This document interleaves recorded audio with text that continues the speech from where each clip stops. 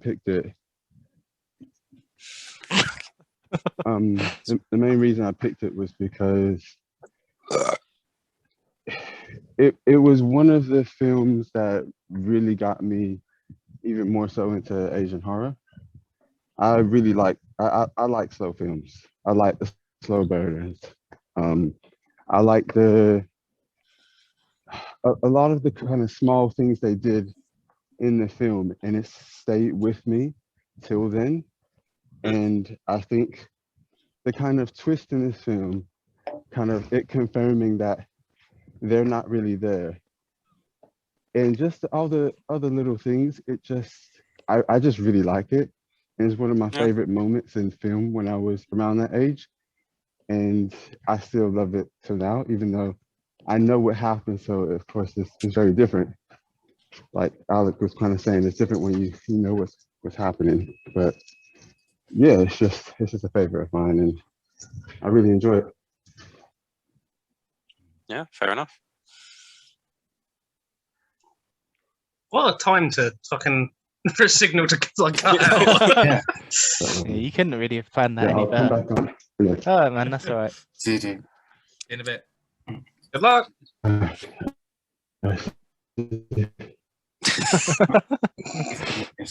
Yeah, like I'm sure Emmanuel will talk more about like the Korean folktale that it's based on, but I realized that this is similar to a story that I read before, and it's actually based, like obviously it's in Korea, but it's based on a story from a place in the Fieldies. If you've ever heard of it, Fieldies. Fieldies nuts, dude. Whoa! Oh man, I fucking read the script on that one. You just got fucking owned, mate. Oh How do man, you I could not have complied any better. You know, the best thing about that, Rob, is the reason I didn't tell you that I was planning it this time is because, like, to be honest, I think Rob's the most likely to repeat what I say, so I'm just going to go for it. How right you were. I smelled a fucking trap, and I'll let Rob just barrel right in. You know, the worst thing is I was in on it last time. Yeah, you are. Well, that's why, obviously last time I said the word that I was using wrong anyway, so it fucked it up. And then like everyone was just kind of like, and then you tried to help, but in a really fucking weird way that just made me go, you know what, don't worry about it. And then I was like, actually, I feel like Rob's more likely to repeat it back, so let's try it. Oh man. Oh, well, that's me done for the night. Yeah, it can only go downhill from it. What's great is we got it on camera, so that's forever immortalised now. I like the idea Rob just had his little notebook open, just like, yes, the Fieldies owl. The thing is, as soon as you said it, I was like, I feel like I should know about this. I decided to go a bit more in detail with this one because last time I find that if you leave off on the word itself, it's not good. But because I made it the Fieldies, I was like, oh, I mean, yeah, that might work. Oh dear. I'm so embarrassed for you. It's all right. Next time I'll get in with Updog. Oh, I was really hoping you'd go, what's Updog? Did I ever tell you that actually happened to me once? One of the girls that I work with at the pharmacy, I can't remember what we were talking about. It was like stuff like that where you say something and then they're supposed to respond. And I was like, yeah, it's like, and I wasn't trying to get her with it. I was genuinely just like, everyone knows this. So I was like, it's like the Updog thing. And she was like, what's Updog? And I was like, you're falling right into my chest. Oh man, I've just realised something potentially quite funny. Is that we changed the order of the pick list because Alec wouldn't be here, but the person that we changed it to isn't here. Oh man, don't say we're gonna have to like swap things over again. This is gonna be great if we're just like, it's he's gonna pick this film, and he's like, No, I changed my mind. Oh dear. He's so fucking late. yeah. Well, while we're waiting, I'm just going to tweet out about my Fieldies because people report to it. Oh, it'll be good actually, because when the when you put up the YouTube video, I can get a clip of it. In fact, yeah, I'll wait for that. This might be our corridor to fame, man. Yeah, it will go viral. And then they'll be like, "God, these guys talk about pedos a lot." Yeah. Alec, you better get a reference into so we can capitalise on that as well. Well, I was trying to be anonymous, but that's fucked. So now it's all recorded. bollocks. It's fine. We'll bleep that part out. Yes, man. We'll You should make a reference to the Denver Broncos. I do like the idea of like loads of strangers in like Singapore going, this guy really sounds like that. Fuck yeah, I'm gonna need a voice, aren't I? Bollocks. Yeah, you are. And now I'm also going to have to edit that. Make sure you just like when you do pick a voice, make sure you test it for a long time first. Make sure it's something you can do for a long time without hurting your voice, because that can be a problem. Yeah, because Ed said I should do I should do like a Satan voice, like, And No. the soul is mine. and I'm like, that's not happening. I can't. 10 minutes in, and like, That's basically the Vin Diesel voice. I'm just picturing this channel that Pat's gonna do as like a little rival to my channel, because he's gonna start it all up and go like, I'm not doing that channel. he lives at once. it's gonna completely out you. Oh, I'd fucking love that, man. If you're, oh man, that could be really funny. If your channel was just dedicated to finding the identity of, I know you know him already. Oh, I I'm love not that. doing Yeah, the like, channel. no, it's too late, We'll Pat. get You've got him my voice now. doxxed. Yeah, he'll start the channel, and like the whole way through, it'll be like trying to find out who he is, and then he'll wait till Alec gets to 1 million subscribers, and Alec's doing like a live stream, like obviously no face cam, and then all of a sudden, Pat, which is the name of his channel, comes in and it's like, here he is, it's Alec Pittman. I'd love it if like Alec got super famous and there was actually like a reveal of his identity, and then Pat just like got there a day early and was like, it was me all along. I was wearing the wig. No, that'd be even better. You can write all the scripts, Alec, but Pat will do the voiceover for you. So when there's a reveal, he can be your body double. Yeah. How'd you like it, Pat? Just so all the viewers know, I'm not making a channel. Oh. You can't That's what he's frame. supposed. You can't frame a. Hey, you're recording and making out that I'm going to make a rival channel to Alec. I'm just too lazy to do that. Yeah, to be fair, I remember when we convinced you to start trying to do video reviews, and that didn't last very long. I'm just too lazy to do that, and if anyone says otherwise, it wasn't me. Then he just has the camera and it's just like here. And he's just like, I am not Patrick. Loki is brilliant. All right, shall we just get started then? Yeah, might as well. I'm really disappointed that it only scored 7.4 overall. Not what I thought I mean, we'd get. yeah, I feel like that's probably about right. It's like I said earlier. I think the only things that let it down, and like it wasn't even that they were bad. I just think if it was acted a little bit better, then it would have been a lot scarier. And I think if the production wasn't so well produced in parts, then it also would have been a lot better. Like for example, the bit where like I think it's the mother has like a period over Sumin on her bed. Yeah. Yeah. That bit, I just feel like when she started like jittering and stuff, I was like, you're just taking me out at the moment. I was okay with it because I like kind of like the blood coming down and then the hand going like, and I was like, oh, nice. And then yeah, it just kind of settled on her face and it just went, oh. And I was like, oh, that wasn't. Yeah, like the wobbliness doesn't bother me there. Like the only thing that bothered me in that scene is that they focused on her face for too long. Like you know that. The slow like build up and then the head turn, that was good, and then like that she was slowly sort of moving forward and then suddenly was on top of her. That was good. The blood, the hand, good, but then they went, here's what she looks like, and you're like, no, all right. There was so much of it that was like nearly there, but like it just sort of didn't quite just make it over the finish line for me. There was a lot of it where I was like, oh, this is very effective. But then it just sort of scuppered it just at the end. I was like, oh, okay. Yeah, oh, fucking finally! Okay. there's I don't know. It's weird. Like there was a lot of it I liked, but some of it I just didn't get. Like obviously I get the whole thing of like you find out the twist of that the sister's dead, and then you find out that she's actually the mother wasn't, like the stepmother wasn't there the entire time. But then I'm like, okay, but what was the actual story there then? Like obviously we see what happens with the original mum and the sister, but like was the stepmom already a stepmom at that point?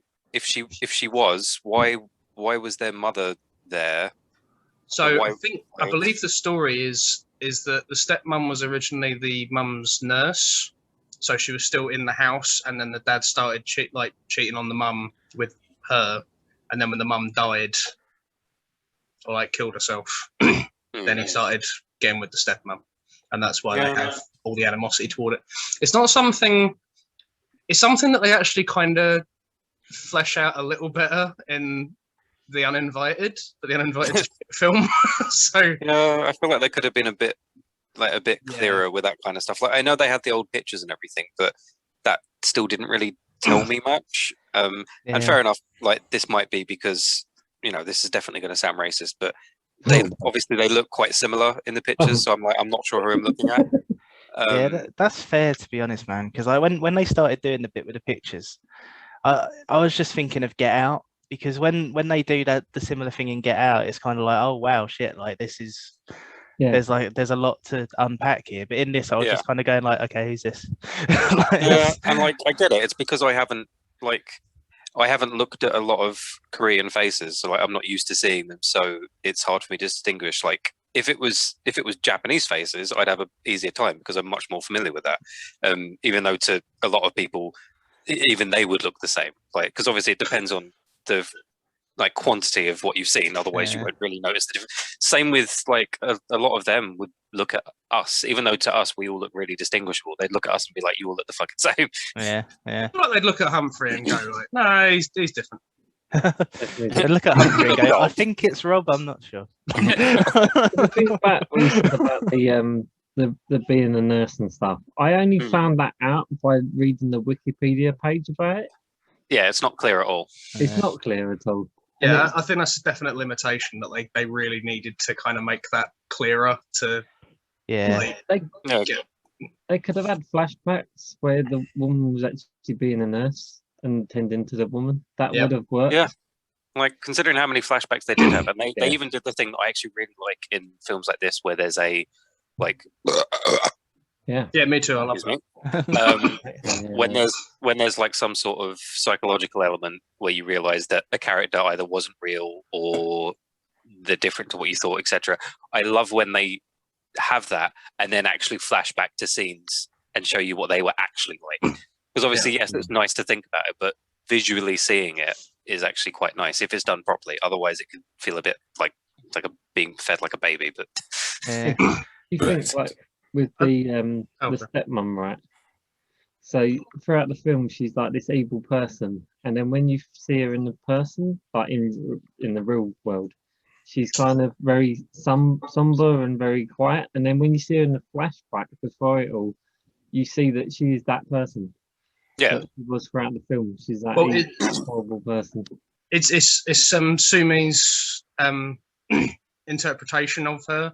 So like that you see for most of it. So anytime she's like over talking or being fucking irritating and all that's Sumi projecting her opinion of her onto it. So so when she's like at dinner and she's going like, "Do you remember this thing? It was really funny. There was a guy," and everyone's just looking at her like, yeah, like that bit I was thinking back on after the reveal, and I was like, so I don't really understand.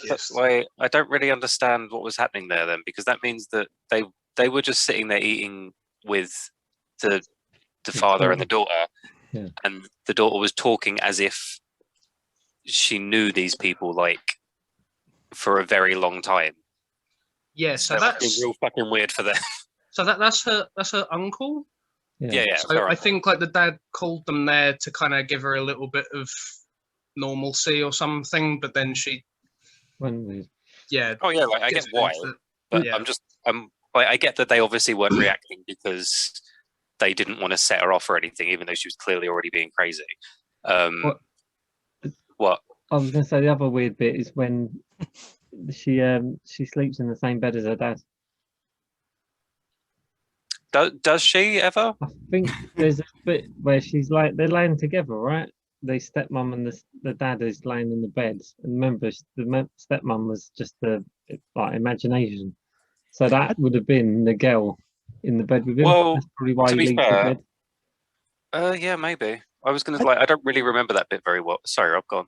I was just going to say, I don't think that's a bad thing though. Like when you consider that she's just come home and she's obviously still very unwell and whatever. I don't think it's outside the realms of possibility that the dad might go, okay, you come and sleep in my bed tonight, kind of thing. Yeah, no, I don't think so. I know this is a sort of suspend your disbelief thing because it's a horror movie and they need to have a setting.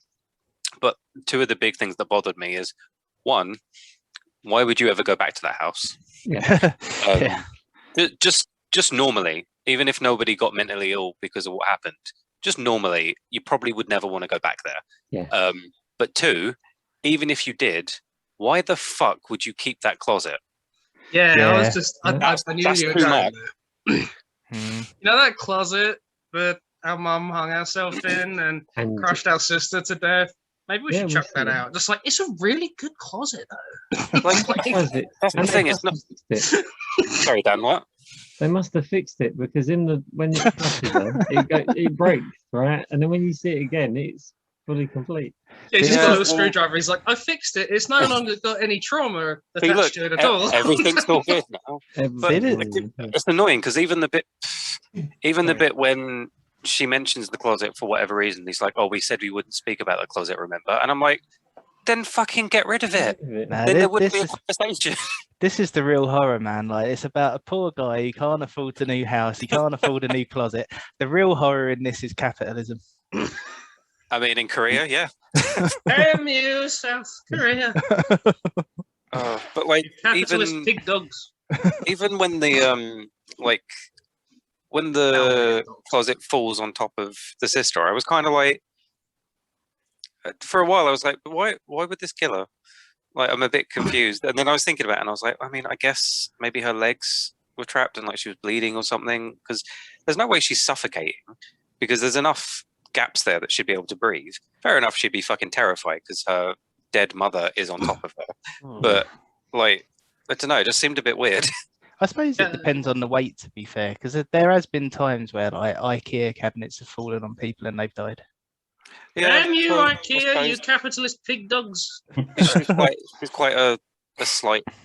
Like, I mean, obviously Asian people generally are smaller anyway, but she's quite a slight woman and girl, and that closet did seem pretty hefty. One Well, yeah, thing. Sorry. Sorry. I was going to say, depending on how like it's even hit her, like if there's a shelf kind of thing against her, like I can see that. And if there's like a dead body hanging from something, adding to that weight, I can see that. Yeah. Dead weight is a big deal. Some people don't realize how different it is when it's literal dead weight. Yeah, but the point stands. You wouldn't keep that fucking closet. No. I don't know where you're from. Yeah. I would have sold the house, right? I Yeah, wouldn't have even lived there. Like the fact that they nailed the door shut. yeah, because that was real. Like that part was real. Yeah. No, I do think it's a clever film, but like going back to sort of what you were saying about not realizing who the stepmom was and all that kind of thing, I wondered if part of that was possibly cultural, because you know the scene where Seaman and the stepmom kind of like change places and she's there in kind of like a trouser suit kind of thing. I wondered if that was any kind of uniform that we weren't aware of. No, I don't think so. I think it's just the, what do you call it? Just like the businesswoman attire. Possibly. Yeah. I mean, I could be wrong because I don't know a lot of. I know like a little bit about Korean culture, but not a lot. I quite like the fact though that when she has like the big breakdown and everything, and then you actually see like what the stepmom's actually like, and she just seems completely normal, and I think that's a nice sort of little scene. But like she's still, but the ghost is still real. Yeah. I think that's a really neat. Like she still did it. She's still a fucking asshole, even if she does seem normal and less crazy. She still let that child die. And like the only reason I could find that she let obviously she walked away in the first place, so she was contemplating not doing anything anyway, because it didn't seem like she was walking away to get help. It seemed like she was just like, I'm not sure about this. But then she was about to go back, but then just because of Sumin being a bitch, she was like, oh, you know what? Fuck it. You'll regret this. Your sister's going to die. And it's like, well, hang on. that's a bit much. These are not comparable. Yeah. Rob, you've been trying to say something. Oh, that was it. So, yeah, that bit where you've got the reveal and then you sort of see a different side to it. I thought that was really necessary because up until the twist, I was kind of going, well, I found it really captivating the whole way through, but I was kind of thinking, you've spent like over an hour beating me around the head with how horrible this woman is. Like, I really hope something happens where she's either where she either takes it up or just stops being horrible, because there's been absolutely zero development this whole way through. And then the twist happens and I was kind of like, oh shit, that's it. So yeah, you did need that moment, I think. Yeah. What I really liked about it was the fact that the whole film, there's like, you've got the ghost elements and you've got the jump scares, and then at the end they actually do the proper ghost thing where the room gets cold and she's like, I'm like, oh, there is actually a ghost. And then that is what really kind of sold it to me. And it was just like that. I like that aspect of it. Yeah, because like because I don't know, again, because they look quite similar. The uncle's wife, whatever she is, was she there in the flashback as well? Yes, I couldn't tell because there was a third woman there, and it only makes sense to me that she would have this like mental breakdown in the house. Maybe, yeah, I think she's because the uncle's in it. I'm not sure. I don't know. I'd have to watch it again. Yeah, but the reason I bring it up is because obviously that was like partly a ghost thing going on, because she's a third party and she saw a fucking ghost.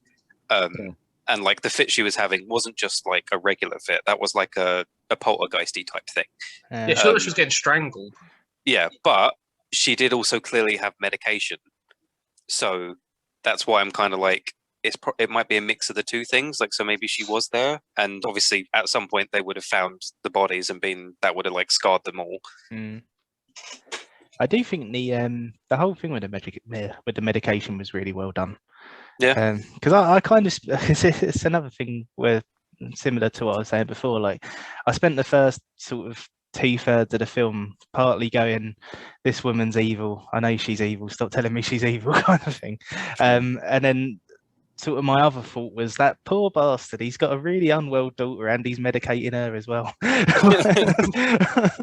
It was really strange because like in the film bits didn't make sense, like continuity didn't make sense, and then when you find out at the end of the film that she did most of the things, like with the bird in the bed, you're like, oh wait a minute, he's just buried the bird and the bird's in the bed, and that don't make sense. And then when you find out that she's actually killed the bird and none of that actually happened, it's like, oh, it's actually really cool.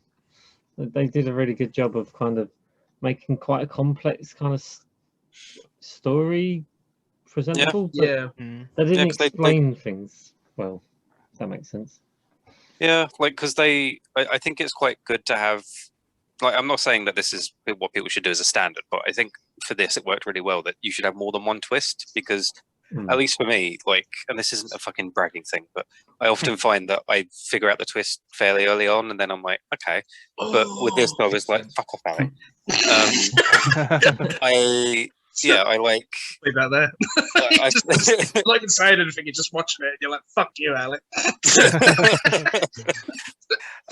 Yeah, like, I figured out the thing with the sister quite quickly, and I was like, okay, but why? Like, I don't understand why the mother is talking to her, and like, what is this? Is this like supposed to be a flashbacky type thing. Like, and then obviously by the end it makes sense, and I was like, oh, okay, so this was all just in her head. And then I'm thinking about moments like when the dad's having a shave, and then he can hear shouting, and then he comes down, and you don't really. Well, I kind of noticed it at the time, but I didn't think much of it. But the stepmother isn't there; like she's gone, and it's just the daughter crying in the corner.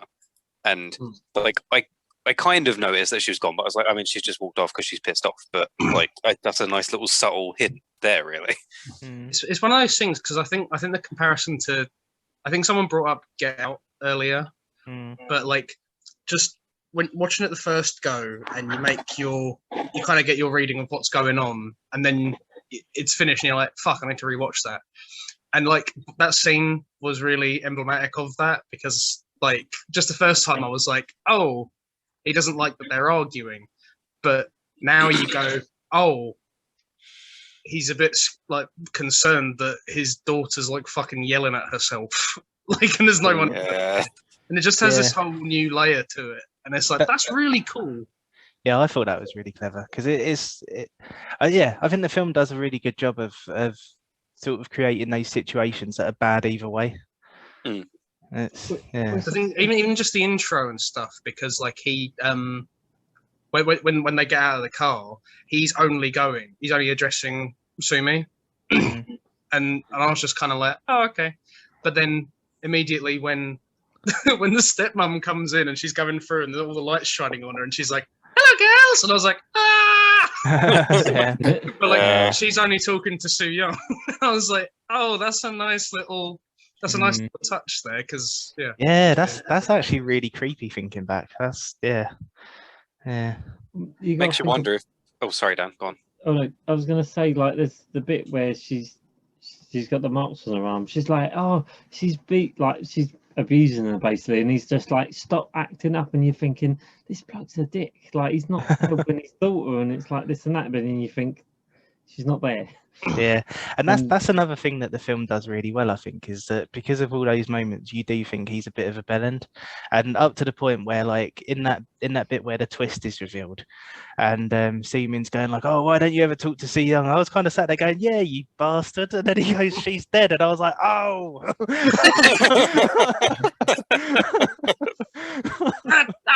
That changes everything. It was funny for me, because that was the kind of moment in a movie where I wouldn't say it out loud if I wasn't alone, but literally she was like, oh, why can't you see like that she's harassing Soo Young? And then I was like, she's dead. And then he went, she's dead. And I was like, yes, fucking told you. I'm terrible at seeing these things coming, man. I don't know if it's like a thing where like I can just go, nah, I don't want to see it, so I'm not gonna. Yeah, but to be fair, I kind of wish I could do, because like while I do like theorizing stuff, it happens too often that I figure out the twist quite early on, and then I'm just like, I mean, this makes more sense now. Yeah. I like that aspect of it, just going along with it, where like you're going like, how are you this fucking negligent, Jesus? And then you're like, oh, it's all right, okay. You're not that negligent. It's all happening in her head. That's fine. Well, that's the thing. I didn't even really think he was that negligent. Like the vibe that I got the whole way through was just that each of them had their own things going on, and up until the point where she stuffs Soo Young in the closet, which is like actual abuse. Up until that, I was like, okay, well, this is all like, you know, one of them's clearly got mental problems. The other one is very quiet and reserved, so she, like, who knows what's going on there. And the stepmom clearly also has a lot going on, so he's like, you know, he doesn't want to get too involved in it and take sides or anything like that. And then it starts getting worse and worse, and then I'm like, hang on, what's happening now? Yeah, I was a little. Oh, sorry, man. No, go on, you go. I was just gonna say, like, I was a little confused with the scene where she traps her in the closet, because I was kind of going like, well, seeing as everything's kind of amping up here, I feel like the end's gonna be soon, but nothing's really happened yet. So yeah, I was. Well, I feel like that. Oh, sorry, Alec. I was just going to say, I thought that was actually kind of one of those things where I was like, oh, this is quite a nice scene the first go round, but on the second go round, when you have the context, I was like, fucking hell, this is so powerful, actually, because she's actually recontextualizing it so, like, into a moment where she saves her, and she's going, exactly. I'm sorry I didn't hear you. Yeah, it's never gonna happen again. And I was like, oh fuck, this is actually like quite I was like, oh no. Well, that's what I was gonna say. Like that scene is both a misdirect and a highlight, because it's a misdirection because it makes you think that the reason why there's been obsession around the closet is because she clearly has been abused in that way before, and so it's a thing of like terror for her. And then, like Alex said, then you realize it's actually just her kind of having a redemption thing going on, but kind of not redemption enough that she stops it from happening. Like something still happens, obviously not as bad as what actually happened, but she's able to like go to her straight away and be like, oh, okay, this is fine now. But then also, like, I can't remember if the dad was around at that point or not, but there were a few moments where I was like, where the fuck is he? And then you realize nothing was actually going on, so he wouldn't have heard anything. I mean, that's the thing, because I think that's what the film does really, really well, is because, like I said, I spent a lot of it going like, right, I know who this character is, but nobody's doing anything. Like, nobody's kind of, like, none of the characters are changing in any way. Like, it's just very one note. And then as soon as you get the twist and you realize that everything that you've seen is basically Seamin trying to like reason with herself, that makes her character like it just makes everything so much richer. And to do that on just one twist is really clever, I think. Yeah, especially when they actually give you a hint immediately at the start of the movie, which I only just realized now when I was thinking about it, which is like, I don't remember if it was the first question or not, but the doctor literally goes to her, do you know who you are? Yeah, because that was the thing, because when I was watching it earlier on, that bit kind of happened, and I was just like, okay, so it's like a little bit like that meant I might have hallucinated the whole thing. I don't know. Like that whole scene happened, and I was just like, okay, like a little bit of exposition, like, and I spent most of the film kind of going like, all right, that was only there to tell us, like, or to give us like a base for her character. But yeah, like you say, is a lot more than that once you have the context of the twist. Yeah, that's what's so cool about it, I think, though, is like you have that twist and then it just sort of goes back and like colors everything else in. Yeah, that's a good way of putting it. Yeah, I just like it's sad because like I wanted to like this more, but particularly like for the scene we were talking about before, like the flashback, and just like a couple of other things that kind of, they don't tie it together well enough for me. Like, for example, the fact that they, like, how do I explain it? The fact that there's a psychological thing going on as well as an actual ghost thing going on, but the actual ghost thing they don't really lean into enough, apart from those two moments, which is when the woman who's visiting sees the ghost underneath the sink, and then right at the end when the stepmom gets got. But it's like the stepmom getting got is very sudden, because even though it's a slow burn for the entire movie, it's quite abrupt to go from all the psychological / is this real, is this not stuff, to, oh, you're actually in Demon Town because it's ice cold and you're about to get fucked. Like, just on that note, actually, I will say that the marketing of this film did really well, because I read like a brief synopsis before I watched it. I think I read it like last week just after the call, and that led me to believe that it was just like a straight up ghost story. And then I kind of got to the end of it, and I was like, all right, that's not the synopsis I read, but that's good, that's fine. I appreciate when they do stuff like that. It's like I've said before, like I hate watching trailers that give too much away. So it's the same for even like a synopsis, especially when you're going to put a twist or something in. Don't fucking say too much. Yeah. But what I would say about the synopsis is that I realized that this time around that it probably I say hit very differently. It would probably make someone in Korea think something almost completely different Oh looking yeah, at the definitely. synopsis and the title of the film, because a hint to what I was going to be talking about later is that the title of the film is basically, yeah, the title of the film is basically, in Korean, is the title of the Korean fairy tale. Hmm. It's they've changed it for English, but in Korean it doesn't mean the tale of two sisters.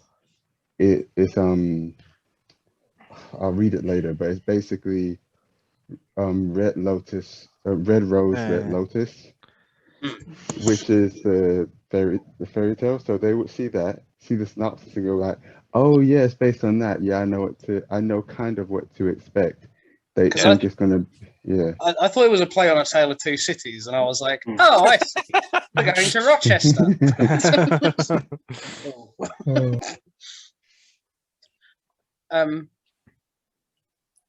Filling silence. But yeah, I mean, don't, because when you that indicates that you have something to say. So everyone's did like, have something oh, to say. we'll just hold on. Go on. I remember. I do. Going back to kind of what we said. I don't know if Emmanuel wants to comment on this, but I do think the decision not to.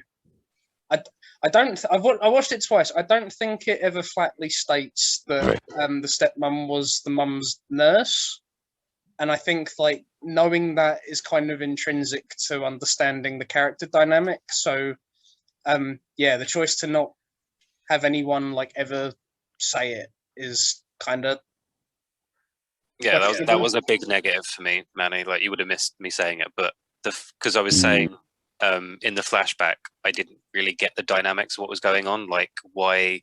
Because the stepmom is already there. The mum is there, but clearly depressed or something along those lines. So like, what I was like, was the mum already like, is she only there because she's ill and he's already moved on to the new like stepmom? And then Alec was like, oh no, it was her nurse, but he was cheating on her with the nurse. And I was like, oh, they like that would have been a lot nicer for those scenes if I'd known that. Because I only knew that because I read the wiki. Like, this is a weird thing for me, right? Because I want to defend it because I got that just from watching it, but I don't know why. Really? Yeah, I don't know why though. So I don't know. This isn't a Space Jam moment where we're all like, no, it's very clear. Everyone else is like, no. And even the person who got it was like, no. No, it's not clear. I did get it the first time, but this is one of those things where it's really indirect communication, and especially, well, I don't know about China, but Japan and Korea, they're really big on indirect. You're meant to know without any words what's going on. They're meant to just show you like like someone going through it, and you're meant to glean from it.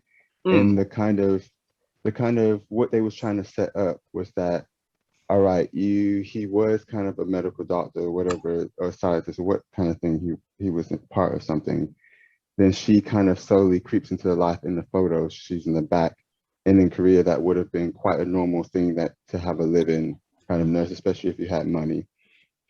And that moment where he's kind of packing stuff in the car before she dies was the moment that was meant to cement it, to kind of show that, okay, this is the moment where the whole family basically found out, like straight up. And they were all solemn and they were all kind of, oh, sorry. Oh, Jen's got something to do. They were all solemn and they sorry, I'm losing my train of thought. Hopefully just you get what hugging. I'm saying. It's okay. I wasn't looking. So like, what the fuck's happened? Okay, yeah, when he gets back. But yeah, basically that was meant to be the moment where it was really meant to click and go, oh, so yes, what I was thinking this whole time, that he was doing something with someone or something was happening. It happened at this point where they all found out, which is another thing to why they might have heard a sound, but just thought, oh, it's probably nothing. maybe one of the girls being upset and acting out because they just found out that, you know, I cheated on our terminally ill mom. That's probably really bad. I'm just going to keep packing the car. Probably Yeah. really bad. Oh, That sorry, would Joe, be did a you? bad one for me. It's like a common thing, right? Cheating on your terminal wife. Yeah, sorry, John. I was just saying. I think you caught most of the first half. I was basically just saying, yeah, very strong indirect communication. At the point when the dad was like packing the car in that part where everyone saw him, that was meant to be the point where everyone was meant to get that, oh, he was cheating. Oh, that's why she's in that picture, and that's why Simi keeps doing all that stuff. And the fact that he might have heard the sound, but just thought, oh, maybe it's just one of the girls acting out or whatnot. Because they did just find out. He I just looks cheated. around and he's like, fucking periods. They Oh, did yeah, just like- find out I cheated on the terminally ill mother, so they're probably really pissed. Let me just continue packing the car. So at that time, it was a really tense moment, which adds to the fact that why no one besides the stepmom really investigated it. I mean, That's to be quite a fair, good I point. don't find it that unusual that no one investigated it in general. Like I think like if you hear one noise, you don't immediately go, "Is everyone okay?" You like, I mean, I think the most if I hear something here and it's decently loud, I'll just be like, "You good?" And then that's basically it. Like, but if you're in like a big house and there's many people in it, if there's a noise, you might just go, "Yeah, But nothing else." I do like the implication that the dad would have just been like, I can see why they'd be angry. That's a No, like- later problem. Like I'm very much in favor of show and don't tell. Like, so I'm completely fine with the idea of having like things that you're supposed to figure out without direct words. Like for example, in Space Jam, when they show you they show you his dad. I'm actually being serious here. I'm not taking this. Yeah. Where they He never knew his dad. where they show his dad and he never like explicitly says that he's dead, but you know you have the context and everything. I don't know. I got that from the pictures and stuff that she was like working her way into their life kind of thing. But because I never got the thing about her being a nurse for her, I was just kind of like, but when did it happen? Like, Yeah, it would have been a bit sus, really. Just kind of like, hi, honey, I'm gonna bring this hot lady to live with us. Do you mind? I know you're then fucking sick and shit, but like, you know. do you mind if I bring this hot? No, okay. I think, sorry, man. No, that's okay. I'll remember also. You go. No, I was just going to say, I think maybe it was that. It's just like because she was sick and kind of she was brought in. Maybe that was just what I picked up on. I don't know. Maybe, yeah. My problem with the end thing, because like I found like kind of like loud noise, and everyone kind of acknowledges it and goes. I thought that was like a little bit strange, but I think that's just because I'm a bit of a hypochondriac, so I will just fucking investigate. I'm like, we're being robbed right now. It's dangerous time, but that doesn't mean anything. Well, that's the weird thing. Like, I'm like that with most things. I was talking to Nick about it earlier, and she was like, yeah, paranoid is like your base, isn't it? And I was like, yeah. But for some reason, when I see something like that, because like if I hear something, especially at night, I'm not like, oh shit, ghost. I'm like, I mean, I'm just gonna go down to make sure no one's broken in or anything. As you said that, the lights all turned off in your hallway, and I was I like, noticed. fuck a robber! And I was like, nice. Did you see Nobody, the film? What? Did you see the film Nobody? No. No, you did not. Well, yeah, Ben could tell you that exact same thing happened, and he went down to check, and someone was robbing the house, and that was the start of the film. So, Oh, thanks, Emmanuel. Spoilers. It's all right. I'm already down there, so it's fine. I feel It'll be a brilliant. start to the film if I'm just in the living room. They But break it and they go, oh, sorry. No, I was just going to say I think Oh, my sorry. main problem. I think my main problem with that little end scene is I don't know why. I don't know if the stepmom would necessarily know that the mum had hung herself in the closet.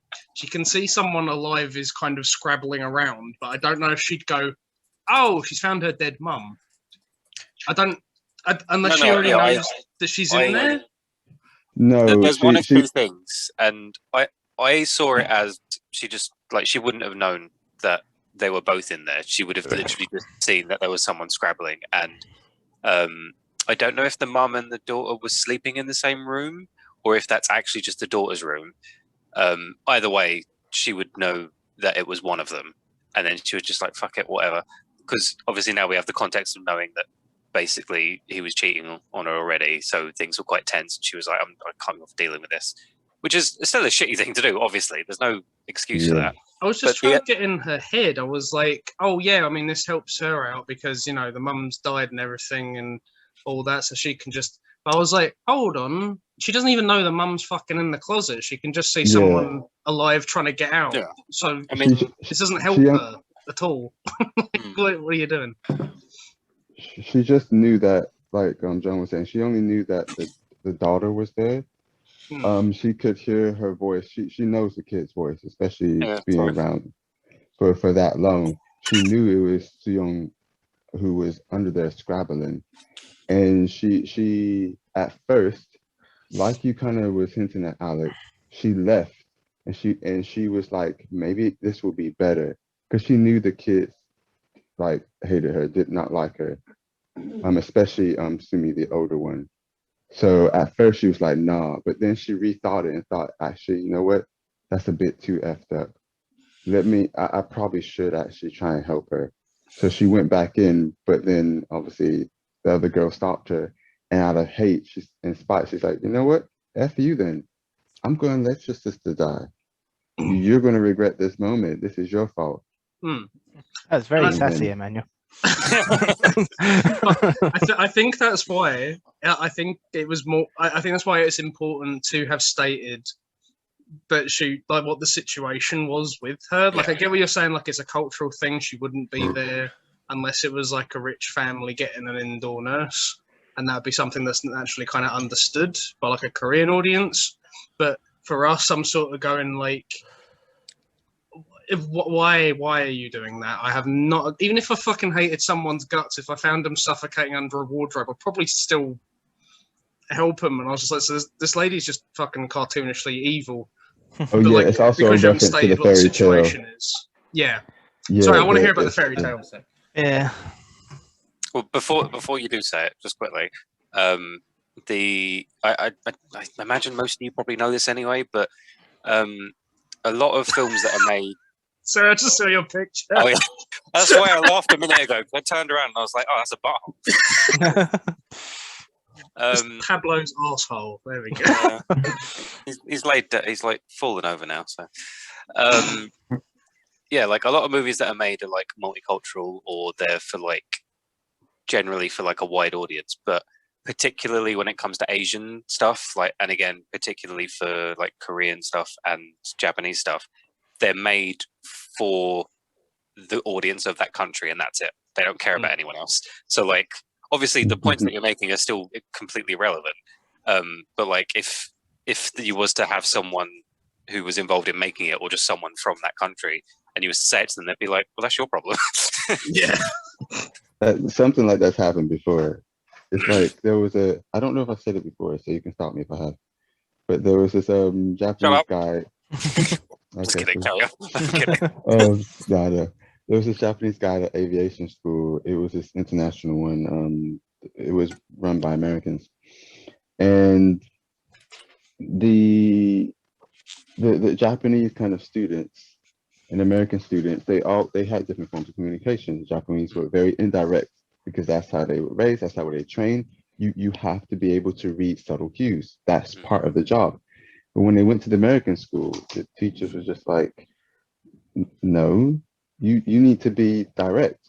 And the Japanese people were just like, but that's your problem. You need to learn how to read indirect communication. Why do we need to be more direct? You need to be able to just get it. And so eventually they did learn to be more direct. But at first it was just like John said, it was like, but that's not our problem.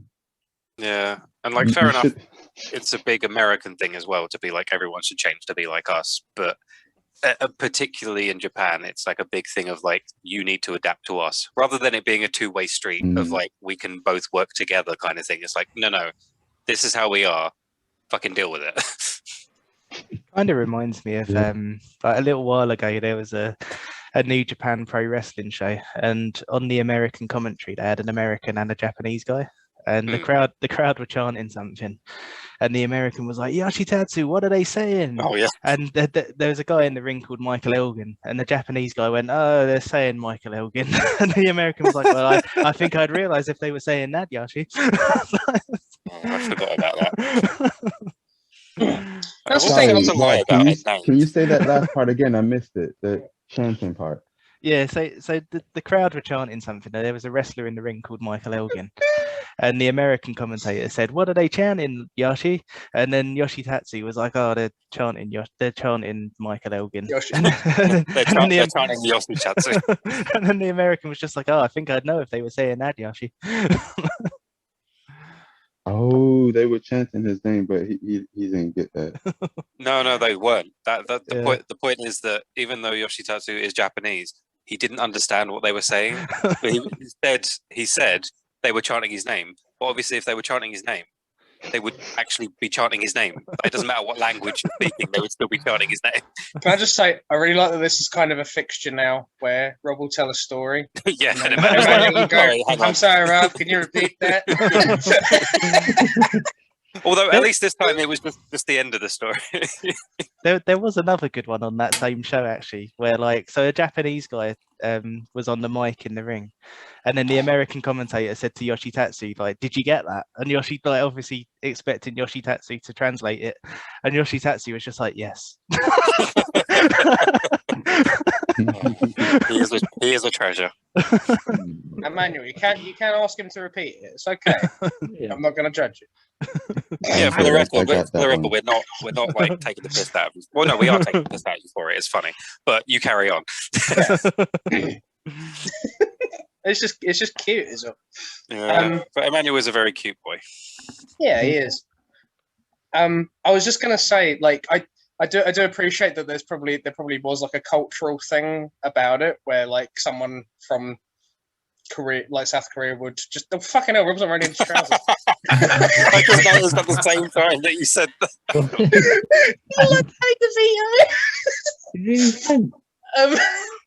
No, I get there's like a cultural element to that, where like someone from Korea would just be able to see that. So yeah, I'm going to try and take into consideration. Yeah, it's the same as like how different countries, different languages will have like different slang, different metaphors, different symbolisms, sayings, whatever. Even things like just like physical symbolism. Like I don't know. God, I'm trying to think of one that we would all understand. But I guess like a dove flying off into the air, like we would basically get what that would symbolize. But someone from a different country, or especially a country where doves just aren't a thing, they might not understand that at all, and they'll be like, "That was a weird scene." I was trying to work out actually, because I was trying to look at the costumes, because I thought it was quite interesting that when they're starting off, like Soo Young's wearing like kind of like a green, like kind of looking like kind of a camouflagey sort of green kind of dress, and Sumi's wearing like a big red fucking thing, but like with a hat, and I was like, what's the significance of the hat? Like she's wearing it indoors. Is that something? I couldn't find anything. Yeah, I also thought the hat was very noticeable. Like again, I don't know if it was a cultural thing, which Emmanuel was about to tell us, sure, but I was like, I guess I'm just overthinking it. But the hat seems very specific. You're close, but you probably think a bit too much. Rob, we were kind of laughing when we just saw no pants, basically, when you walked off. Yeah, you literally derailed the whole thing. Alec was just like talking away, and then he was like, "Oh fucking hell, Rob!" Sorry, it's very hot up here. I'm in a top floor flat. Yeah, that's fair. I'm in the top floor flat, and I'm wearing a nightie. I get you, Rob. That's literally how my room is as well. Just to clarify, Rob, are you wearing Batman boxers? No, Star Wars. Do you want to see them? Yeah, go on. Oh, we already saw them. Oh, yeah. I couldn't tell from far away, but I can guess now what. Yeah, okay. Nice. Nice. And that's recorded forever. Oh yeah, this is not friendly for kids. Okay. This is the second Little bit most of hair. embarrassing thing that's happened to Rob this stream, so don't worry. But Emmanuel missed the first one. Yeah, that was pretty fucking dire. What did you say before that, John? So the significance of the hat being indoors. Oh, yeah. It was what he had just said, but I didn't hear. Oh, sorry. Oh, what I just said. No, I said that you missed the first thing that was really embarrassing for Rob. I caught him out with one of those things, like an up dog type thing, and he fell for it. And it was recorded. Oh. And you can watch it. Yeah, It was it's like right at the start. totally so you can watch cringe, it. mate. Oh, good. It was almost as if we'd written it. Yeah. And we did one. It failed. Yeah. But that's all right, because my thing was cutting out. But I got that part.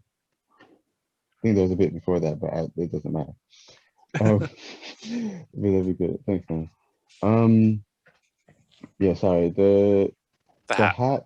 Yeah, to be honest, the hat's not that big of a point. To be honest, there would have been a lot of, I'll say, younger people wearing their hats indoors and being slightly more disrespectful because they don't really care. Also, she came back from a mental institution, so she's not doing things in the right, proper way.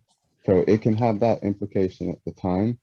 But I think the most important implication when watching it is the fact that she's in her kind of, Sumi means rose. So she's in a red rose type outfit that really shows her.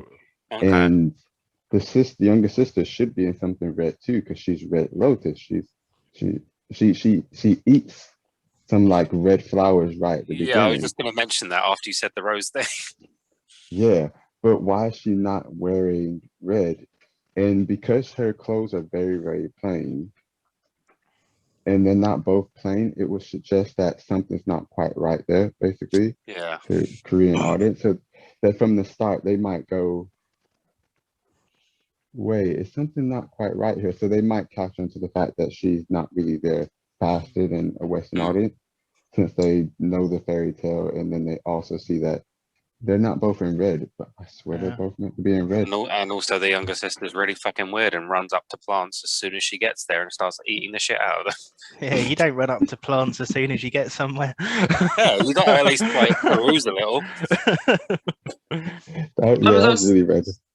So just production wise, I was like, there's a definite something happening with the color here, because like there's that scene where the stepmom is walking, because like I think like I think blue's meant to be sort of like the whole medical kind of thing, but you see there's like a scene where the stepmom is walking from like a blue background which has like a kind of reddish sort of pattern, and then she walks into somewhere with red wallpaper, and then she tries to walk out of it and she comes back in.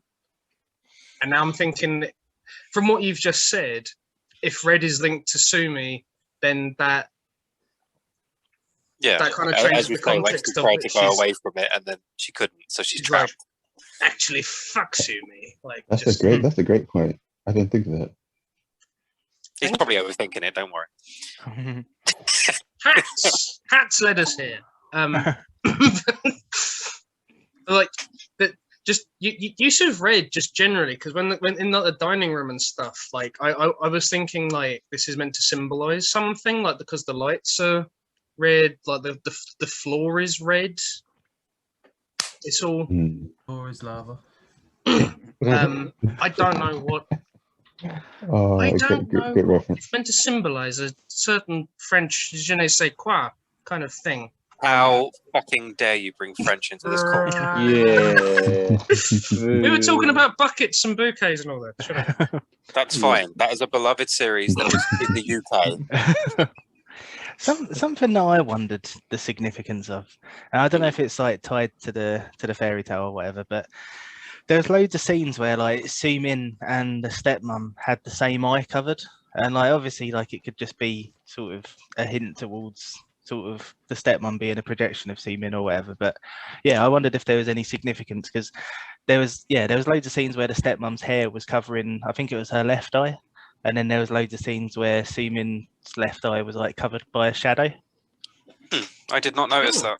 I didn't notice that either. Oh, The only time I Cool. noticed her being covered was obviously the ghost bit, but also at the very start, before you know who the character is, when she's in the institute.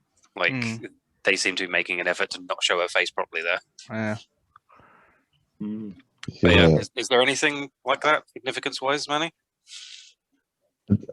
I don't think so. Not with that. That could probably just be the director being low key, trying to say they are. We the don't same say that person. word. Oh man.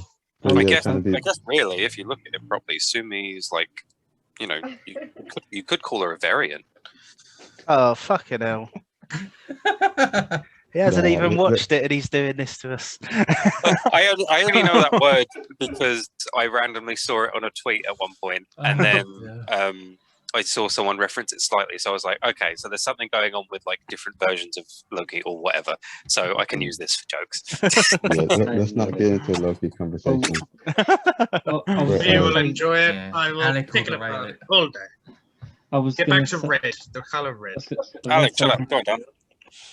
No, this is the first film that's actually made me like shout. So I had the jump I thought scare. you You said know? shut. Oh, So basically, you know when their arm gets grabbed by the ghost, I actually physically Yeah. shouted out. I went, ah! Oh, For some reason, that jump scare, and I knew it was coming because I could see it. I'm like, yeah, the arm's going to grab her back. And she did. I just went, ah! It's like, what? fun story about that scene, Dan. I doubt you'd have seen it, but for anyone who saw the video I put in of me waiting for the scare and then it happening, that was that Yeah. moment. So I was like, well, I know it's going to happen. And then I was like, okay, yeah. See, now I'm just watching these and I'm just going like, because like just when the mum's like standing over her and then the hand comes down from her leg and I was like, oh god, that's great. Well, that's the thing. That's what I'm normally like with good horror movies anyway. Is that I'll be like kind of like squinting up or like I'll be like looking through like that. But this, although I enjoyed it for the most part, I don't think there was any moment where I was like, Oh, there was one for me. So it was the bit where the woman's on the floor and she like pukes, and it wasn't so bad when it happened. But I was kind of away at the food, yeah. I was kind of going like, ugh. And then Rachel went, "How do you think they filmed that?" And I went, ugh. I gotta say, I really did enjoy when you guys were talking about, I'm gonna watch it tonight, and then you both went, I've just remembered I'm a big pussy, so I'm actually not gonna watch it tonight. Seriously, man, I got like 5 minutes in, and then like the music was too much for me. I was like, I'm not gonna sleep tonight. The worst part is, after watching that, I think I'd have been just fine. Yeah, that's how I felt this morning. I will wait until the sun is at its apex, and then I will watch it again. Although, it was yeah, a very that tame vomit one. scene would have got me. Sorry, what'd you say, Manny? Oh, I said yeah, it's a very tame one. Sorry, what Yeah. you say? I was just saying, like, now that Rob's mentioned it, that was the only part that made me go, ugh, was when she vomited. And then again, when she rolled in it and it went on her hair, and I was like, ugh. The only problem is watching it at daytime is really bad because it was so dark. I couldn't actually see a lot of the film. Like, you know, like when they're in the Do you not house. have and curtains, Dan? yeah, but I still couldn't really see it properly. it's Like head. when she, like her little head was Yeah. going past and it's going, I'm looking at what the fuck. But no, like I was thinking, like this house is really poorly lit. Lights. You know, first being All left these in horror room in the films. hospital.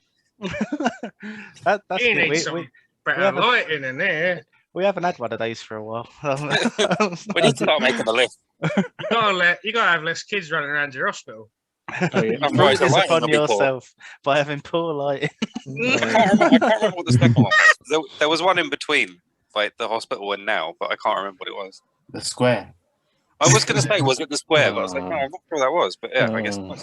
What's the square? Dan, ratio. when I picked the lighthouse, Dan became very fixated with the fact it was in a certain ratio, and he was like squares, and he just couldn't stop talking about squares. Yeah. I mean, to be fair, out of the three things, that's the most understandable for an artist to moan about. So he's remembering it now. Look at him; it's hurting his brain. He's like, "Oh, the fucking squares! A square. I need a full toilet." I got to say, this did. I will say, I don't think that A Tale of Two Sisters is a masterpiece, but it's a. Pat can. The only person who can comment on this is Pat as well. But like, next to the fucking Uninvited, the American remake, fucking hell. This is such a fucking. This is so leagues ahead of it. Yeah, but you know what Pat's comment is on this? That he thought they were basically the same. Yeah. This was like a version of it, but they're basically the same. Yeah. Oh man. They're not.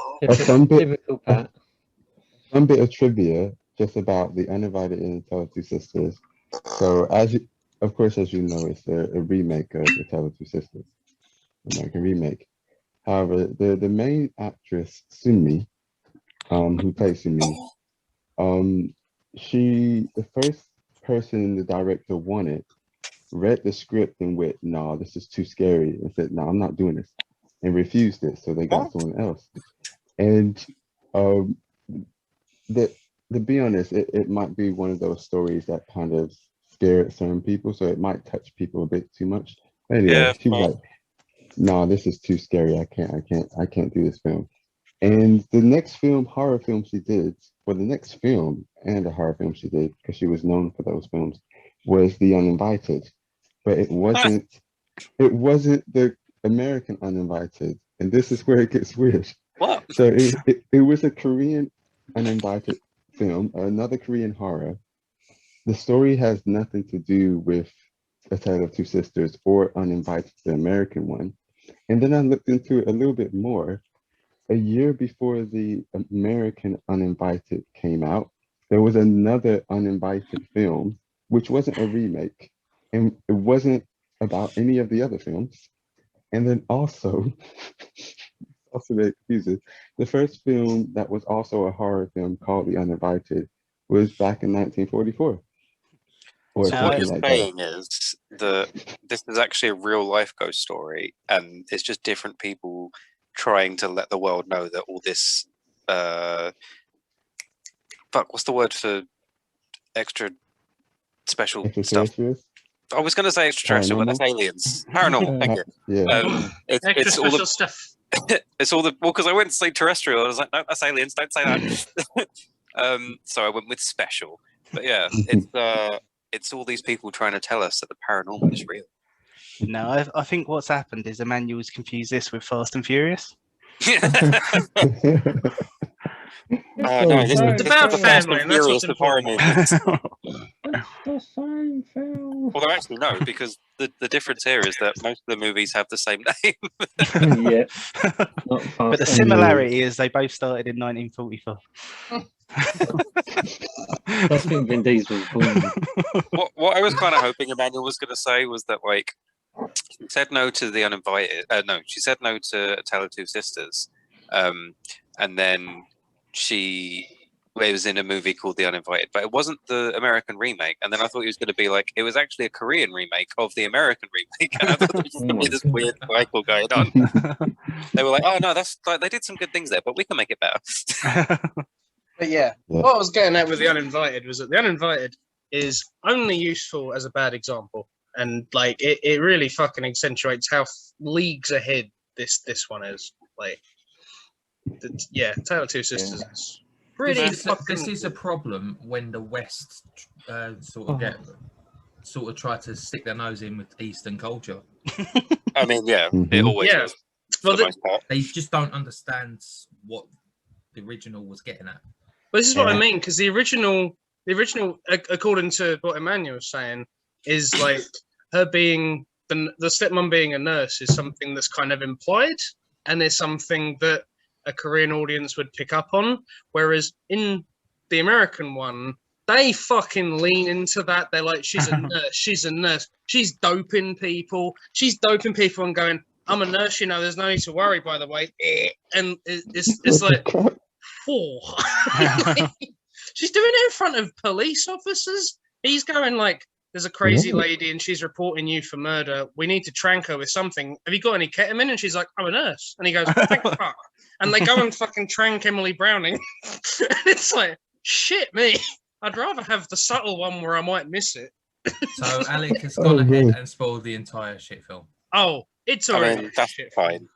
Yeah, I'm not planning on watching it, especially after Alex review. It's your own homework event. I watched Blues Brothers 2000 and The Disaster Artist. I mean, yeah, but Emmanuel also didn't set that homework. You just kind of decided on it. I did it. Yeah. Oh, right. Yeah, that was quite funny actually, because Pat messaged us and was like, "Should we do a homework event?" And me and Alec were like, "Don't care." And then Pat was like, "All right then." Sounds like it was yes to me. I thought Emmanuel suggested it. No, That's why I watched it. I remember saying that I was working in the cinema when that remake came out, and I heard such bad things about it. After watching the remake to another Korean one just before that, which was trash, I said, nah, that's that. I'm not even bothering, especially after those reviews. Yeah, Alec nailed it. The like Western directors, for the most part, just don't really understand Asian cultures, or they're like. I think that was Pat that said that. Was it? Yeah. Oh, sorry, Yeah, Pat. I just I'll take the credit. I know I don't speak much. I mean, yeah, that's the problem. I'm so used to you not speaking that, like, I registered that you'd spoken, but I was like, oh, that thing that said it was probably Alec. Right, let's try this again. So, like Pat was saying, I think that, you know, just Western people in general, not just directors, but even viewers, like, often don't understand the culture of, like, from Asia, and just obviously, even people who do, there's a lot of, like, folklore and stuff that you just won't know unless you've, like, been really exposed to it. I'm trying to think of good examples of movies that I feel like did kind of grasp it, and like as random as it might sound, like The Last Samurai, I feel like was a really good movie that actually captured quite a lot of good things, and in fact breaches the boundaries between the two. Like, I think that was really good, but a lot of the time it's just like sort of cool. I think the only example I can think of where like an American has remade an Eastern film and done it well is like 50 years old, because the only one I can think of is The Magnificent Seven. Yeah, that's a really But I think the thing is though, because horror films are, I mean, more often than not in sort of like an American context, they're cash grabs, aren't they? Because they're easy films to sell.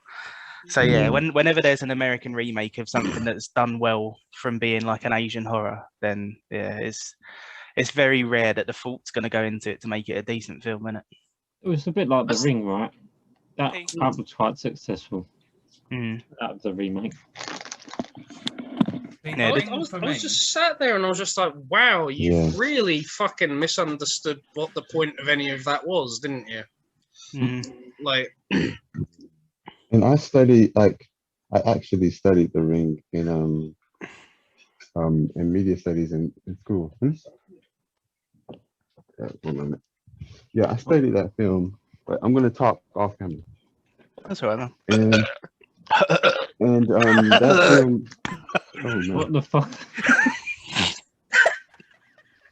Wait a minute. Oh man, no. I've just been sorry. I think Ben did a bit of a sicky burp, and then Rob kind of just.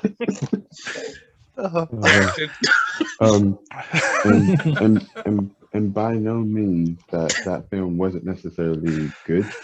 It wasn't as bad as The Uninvited from what it sounds like, but it wasn't good either. But I had studied into that whole thing about why they're trying to remake all these things, the cash grab element, and how they can get away with a lot of it. But it's like what you say, they kind of expect, this is another thing, they expect the audience won't get it. So they don't bother trying to challenge the audience with new concepts or something that's a bit new. Yeah. Which, I mean, we see all the time, which is, it's a shame because people aren't dumb. And and you don't have to include all of it, but if you include even just 50% of it, it's going to be different enough to be talked about and get you even more money for a longer time. And that's the thing, because like the two kind of like big American Asian horror remakes are The Ring and Grudge, aren't they? And I think what sort of like Eastern Asian filmmakers are really good at is building suspense in horror films, because like The Grudge and The Ring, they are just like pure kind of like you spend, well, like this really, you spend most of the film wondering what's going on and what's going to come and scare you. But the American remakes are just kind of like, this is the concept, don't watch the TV. Yeah, makes sense. I can't remember if it was any of you guys or if it was just someone completely different. Was it you guys that I once like did a, like, I've never seen Grudge either version, but I remember seeing a trailer for the American one, like with Halle Berry, and just finding the walk cycle really funny. And I remember imitating it once and someone finding it hilarious. But I don't remember if that was off or not. I think it might have been, yeah. It sounds familiar. Also, I'm quite disappointed that no one noticed my my fake out. Yeah, well, not that I expect you to be watching the fucking cameras all the time, but I went to let Pablo out to pee. So obviously I went out the door, and then I came back from here. There's a door to the outside there as well. And I was like, very clever. I imagine if you marketed that to an American audience, they wouldn't fucking get it. No, well, I mean, apparently we're basically the same. None of you fucking noticed, apart from Ben. But he's German, doesn't count. I mean, Americans are basically just English people. So yeah. At this point, yeah. Unfortunately. How come you didn't get along with it, Ben? Yeah, Ben. Because it's foreign. Ben! It's because he drinks so much he hates Asians. Wow. Alex, you're not saying that. He's been drinking since 4. He's out of control. He's just quieter about it. No, I can't explain. I just couldn't get to grips with the story, and to a degree, at least, the whole part of what was supernatural, what wasn't. I kind of was a bit. I know it probably was intended to be so, but it was kind of hard to gauge what was actually really happening in reality and what was more of what was the ghosts and what was, because the stepmother was a good idea. It was very like she was the controlling. She was the real poltergeist of the story in a lot of ways, I thought, but I didn't think it came across clear enough. Yeah, I think that's the reason that I gave the story 9 rather than 10. Is I think for the twist to work, it does kind of rely on you buying into the characters, but they are very one note, so it's hard to. Well, that's one of my big problems with it, is that I feel like it was too subtle with a lot of things. Like I was saying earlier, I feel like the jump from everything throughout the movie of, is this real, is this not, is there a ghost, is there not, and like there being little hints here and there to be like, well, there is, but there's also something else going on. From that to then, the stepmom's about to get killed by a real ghost. Like it was too big of a jump for me.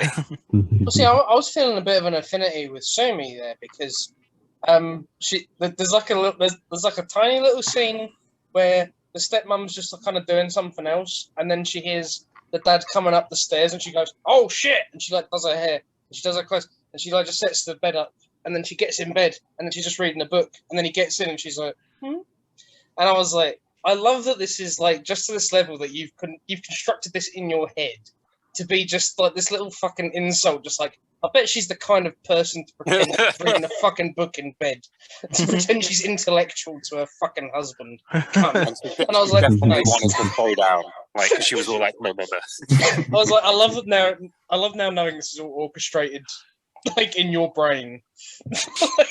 Imagine there's a lot of dad. respect when you realise that. Yeah, imagine the dad. He's walking. He's going like, man, dude. Since my daughter, I don't know. I'll just help her get to sleep, and then I'll go downstairs.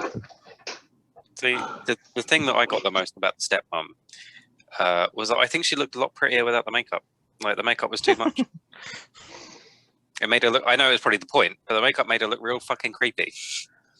That's what I mean. When her whole entrance, when she comes in, and there's like she's like walking through, and like the lights are shimmering on her, and she's going, "Hello." Yeah. I was like, no! That's so No dumb. Fucking way! weird.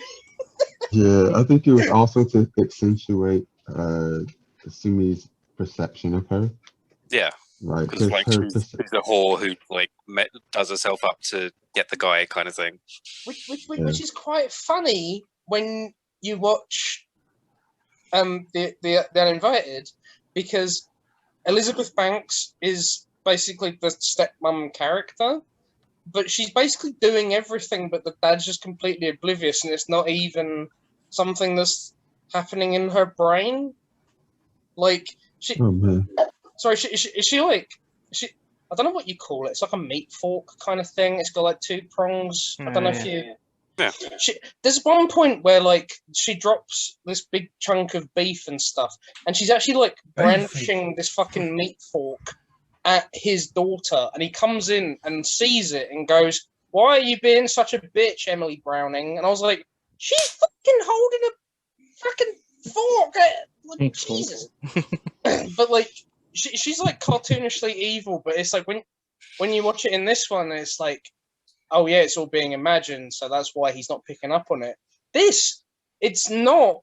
The American one, it's not even all being imagined. He's just like, fuck you, Emily Browning, you're a bad daughter. Yeah, Americans aren't very good at intrinsic storytelling for the most part. Like, it just has to be abrupt in your face. I kept looking at Ebb, and I was like, in the original story, she's like intentionally off-putting, but that's because that's what the character's kind of projecting onto her.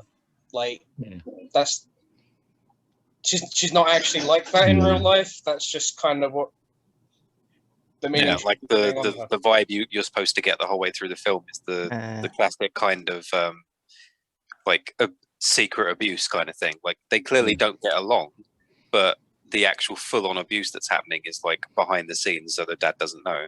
But then obviously it's like, no, just kidding, wasn't real, but also kind of was because she let her die. That you know, don't worry about. And it's like it's kind of a nice little kind of.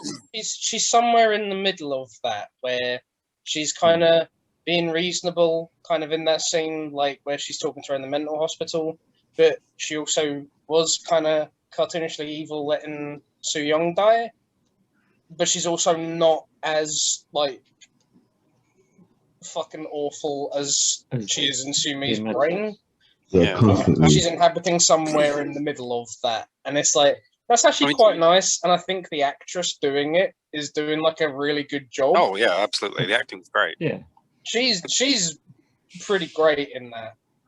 To be fair, I feel like Sumi, the way that she actually is, which is what we see in the flashback, is much closer to how she envisions the stepmom than what the stepmom actually is like. Yeah, yeah, I'd agree with that. I mean, that's another clever thing about the twist, because it kind of made me argue with myself a little bit. Because, so I was saying earlier, like the at the very start. I'll be honest, Rob, you might want to get that looked at, but carry on. At the very start, like when the dad's giving the stepmom tablets and all of that kind of thing, like I said, I was kind of going like, oh man, poor guy, he's got it rough. And then as the film goes on, I was kind of going like, oh, this guy's a dick, like why is he not intervening? This is very obvious that she's evil. And then the twist happens, and then like it was kind of like two parts of my brains were going like that, and one part was going, you leave him alone, he's been through a lot. I love the idea of you sitting there going, oh, this fucking arsehole, shut up, Rob, he's been through a lot. Yeah, but yeah, no, I thought, I really bought into the twist, man. I thought it was brilliant. Yeah, you say that even the daughter was basically had the same thing going on. There's times when she's yelling at him, but then when he admits that he's a bad father, she's just like, no, you're not actually bad. Well, no, hang on. I don't know if I misunderstood that bit, but I took that as a different meaning. I didn't take it to mean, no, you're not a bad father. I took it to mean you're so bad that I don't even consider you a father.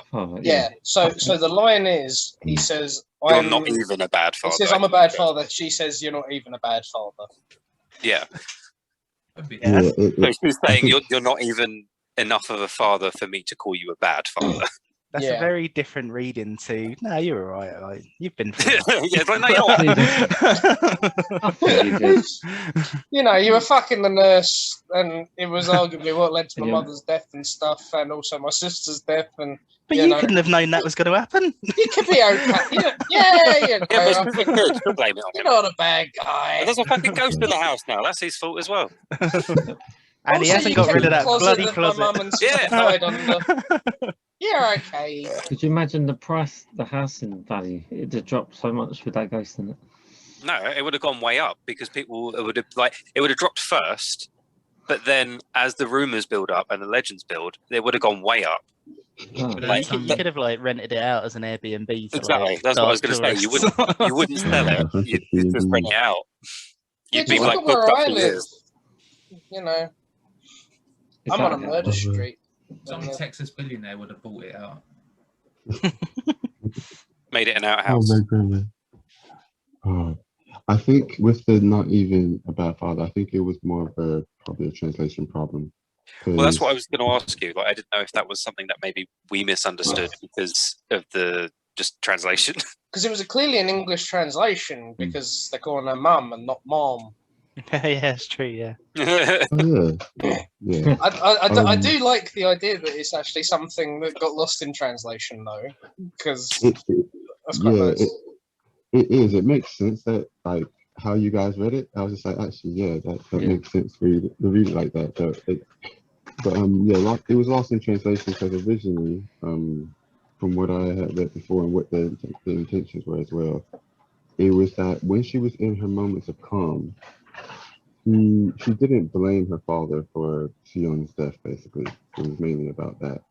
Yes, she blames her father for cheating on her mom and all that kind of stuff, but she was just like, look, it's not your fault. It's my fault that she died. Like, I could have done something. You're not a bad father. You're not really that bad. Like, it's not your fault. And it was mainly about that. But then when she gets in her heightened states of kind of anger and just all the other stuff you see in the film, she does blame him because Yeah. she can't accept that it was her fault. I mean, it makes sense because like the fact that she's there in the first place, one, like, okay, she's a child, so she would have to be, but at the same time, you know, you wouldn't be there with someone that you blamed for your sister and mother's death. But also, like, that's like Alec was saying earlier, that scene with the closet and Soo Young being trapped in it, like, that was a redemption thing. So she's trying to get over the fact that she blames herself. Then you look at the scene with the fake stepmom, where she's talking about how you try and forget something, but no matter what you do, it keeps coming back. Blah blah blah. Again, that's her subconscious telling her that, you know, she's trying to forget the fact that she let her sister die, even though that's not what happened. But fine.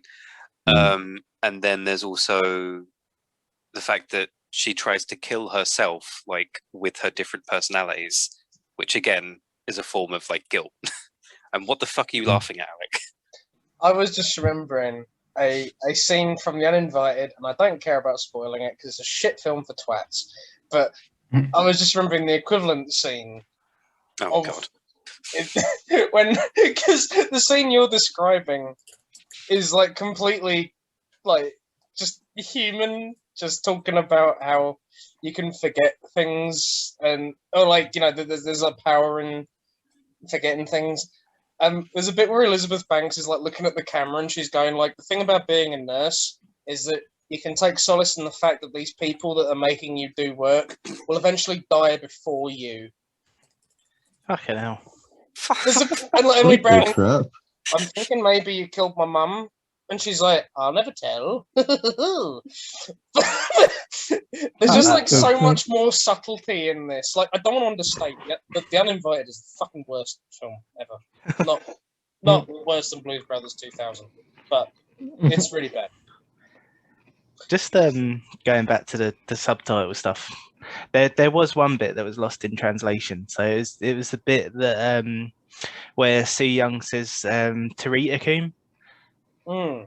So, Yeah, Kaditakum. so that was really weird. So so she said it, and then it came up on the subtitles, and I was like, "What does that mean?" And then Sue Me went, "What does that mean?" And I was like, "Thank you."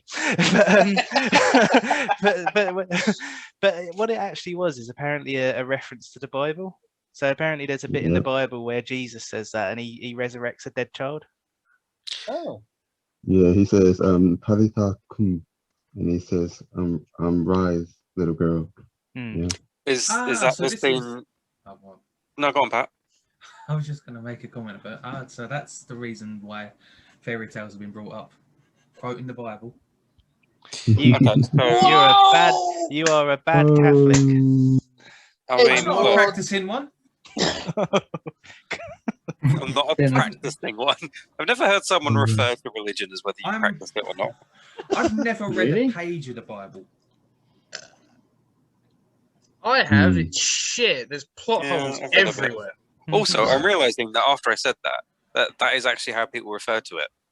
Like whether you practice the religion, like so, it just sounded weird coming from Pat. As soon as I said it, I was like, "No, hang on, that's exactly right." So I was reading it the other day. I was like, "It sounds just like Loki."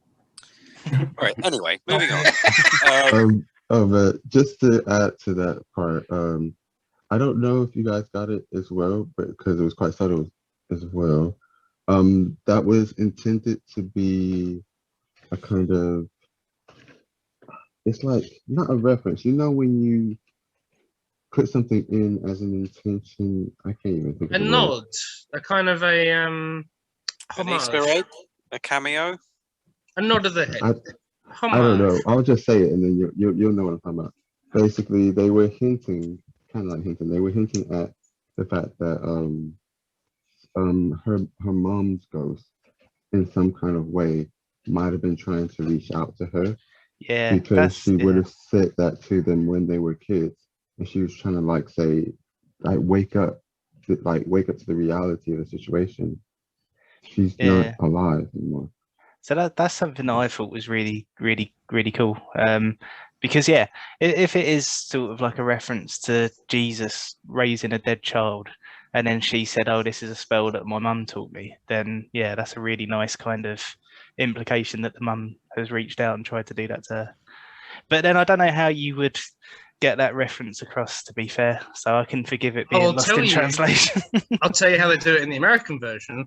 The ghost literally says, "She's a murderer over there.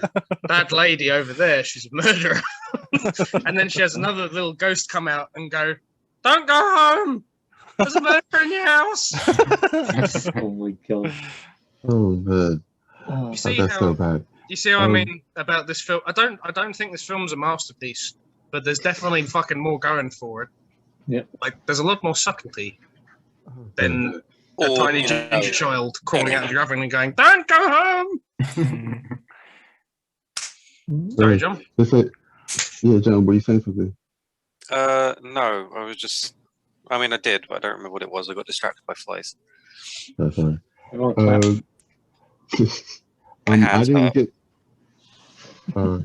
Careful. But to add to what Rob was saying, I didn't get the Bible one at first because it is in a different language. You're so fucking wholesome. But I kind of when she said it, said, "Oh, it's something my mom taught me." Like the kind of like the whole part of it, I was like, "Wait, is her mom trying to say something? Is it her mom's ghost here somewhere or something?" Because I know she's dead. Because that's the only one I knew that was dead the first time I was watching. It's like, is she trying to reach out? And then I got that it was a hint, but I don't think it was meant to be obvious. To be honest, I thought it was meant to just be a subtle kind of like, maybe she is, maybe she's not. It's just a nice thing to put in. Well, this is what I'm trying to illustrate by describing what happens in the American version, because this has subtlety about it, and we can talk about it and go, "What was she saying? I don't know. Maybe she was saying this. Maybe she was saying that." Whereas the American goes, I think I might increase my score for impact a little bit, because just as we're talking about it, I'm getting a little bit scared.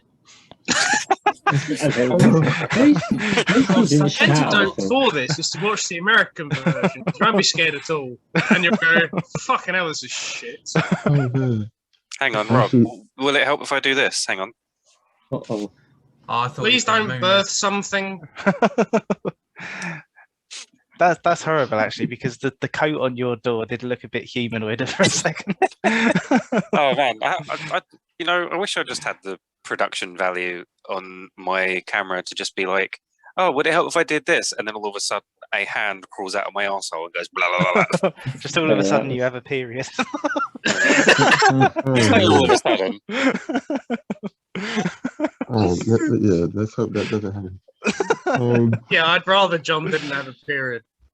I mean, He already gives me a lot of shit. Oh dear. Yeah, as long as scissors aren't involved. I mean, yes, so scissors were this if she stabbed herself or hurt herself. Yeah, but that's more acceptable than the previous time. No. I mean, they were both involved someone hurting themselves with scissors. Yeah, but the first one was. What was wrong with it, Pat? No. This is. I think this is why I'm quite glad that Emmanuel made his second film, Antichrist, because now it's sort of like, what the fuck's in this one? I've got no idea. And you can only cut. Well, you dice. can only go down from there. Yeah, and you go like, of impact. Oh, she just gave birth to a creepy hand. That's fine. That's okay. Don't worry about it. The best thing about this was when Emmanuel said about the film, he said, "Oh, it's not too scary. There's not much gore." I'm just like, what? Yeah, it's not too scary, and there isn't any gore. I'm really glad that there's no ranking blood penises in it. Yeah. Also, Ben, what the fuck were you talking about? You were like, "Oh, there's loads of blood." Were you just taking the piss? Well, partly, but the end bit with the glass did get me a bit. I was really hoping you'd just be like, oh, I've just got a low threshold. When Ben said that last thing, I was like, Hang on, Ben. Did you say the end bit with the glass? The bit at the end where they go, the scene in the kitchen.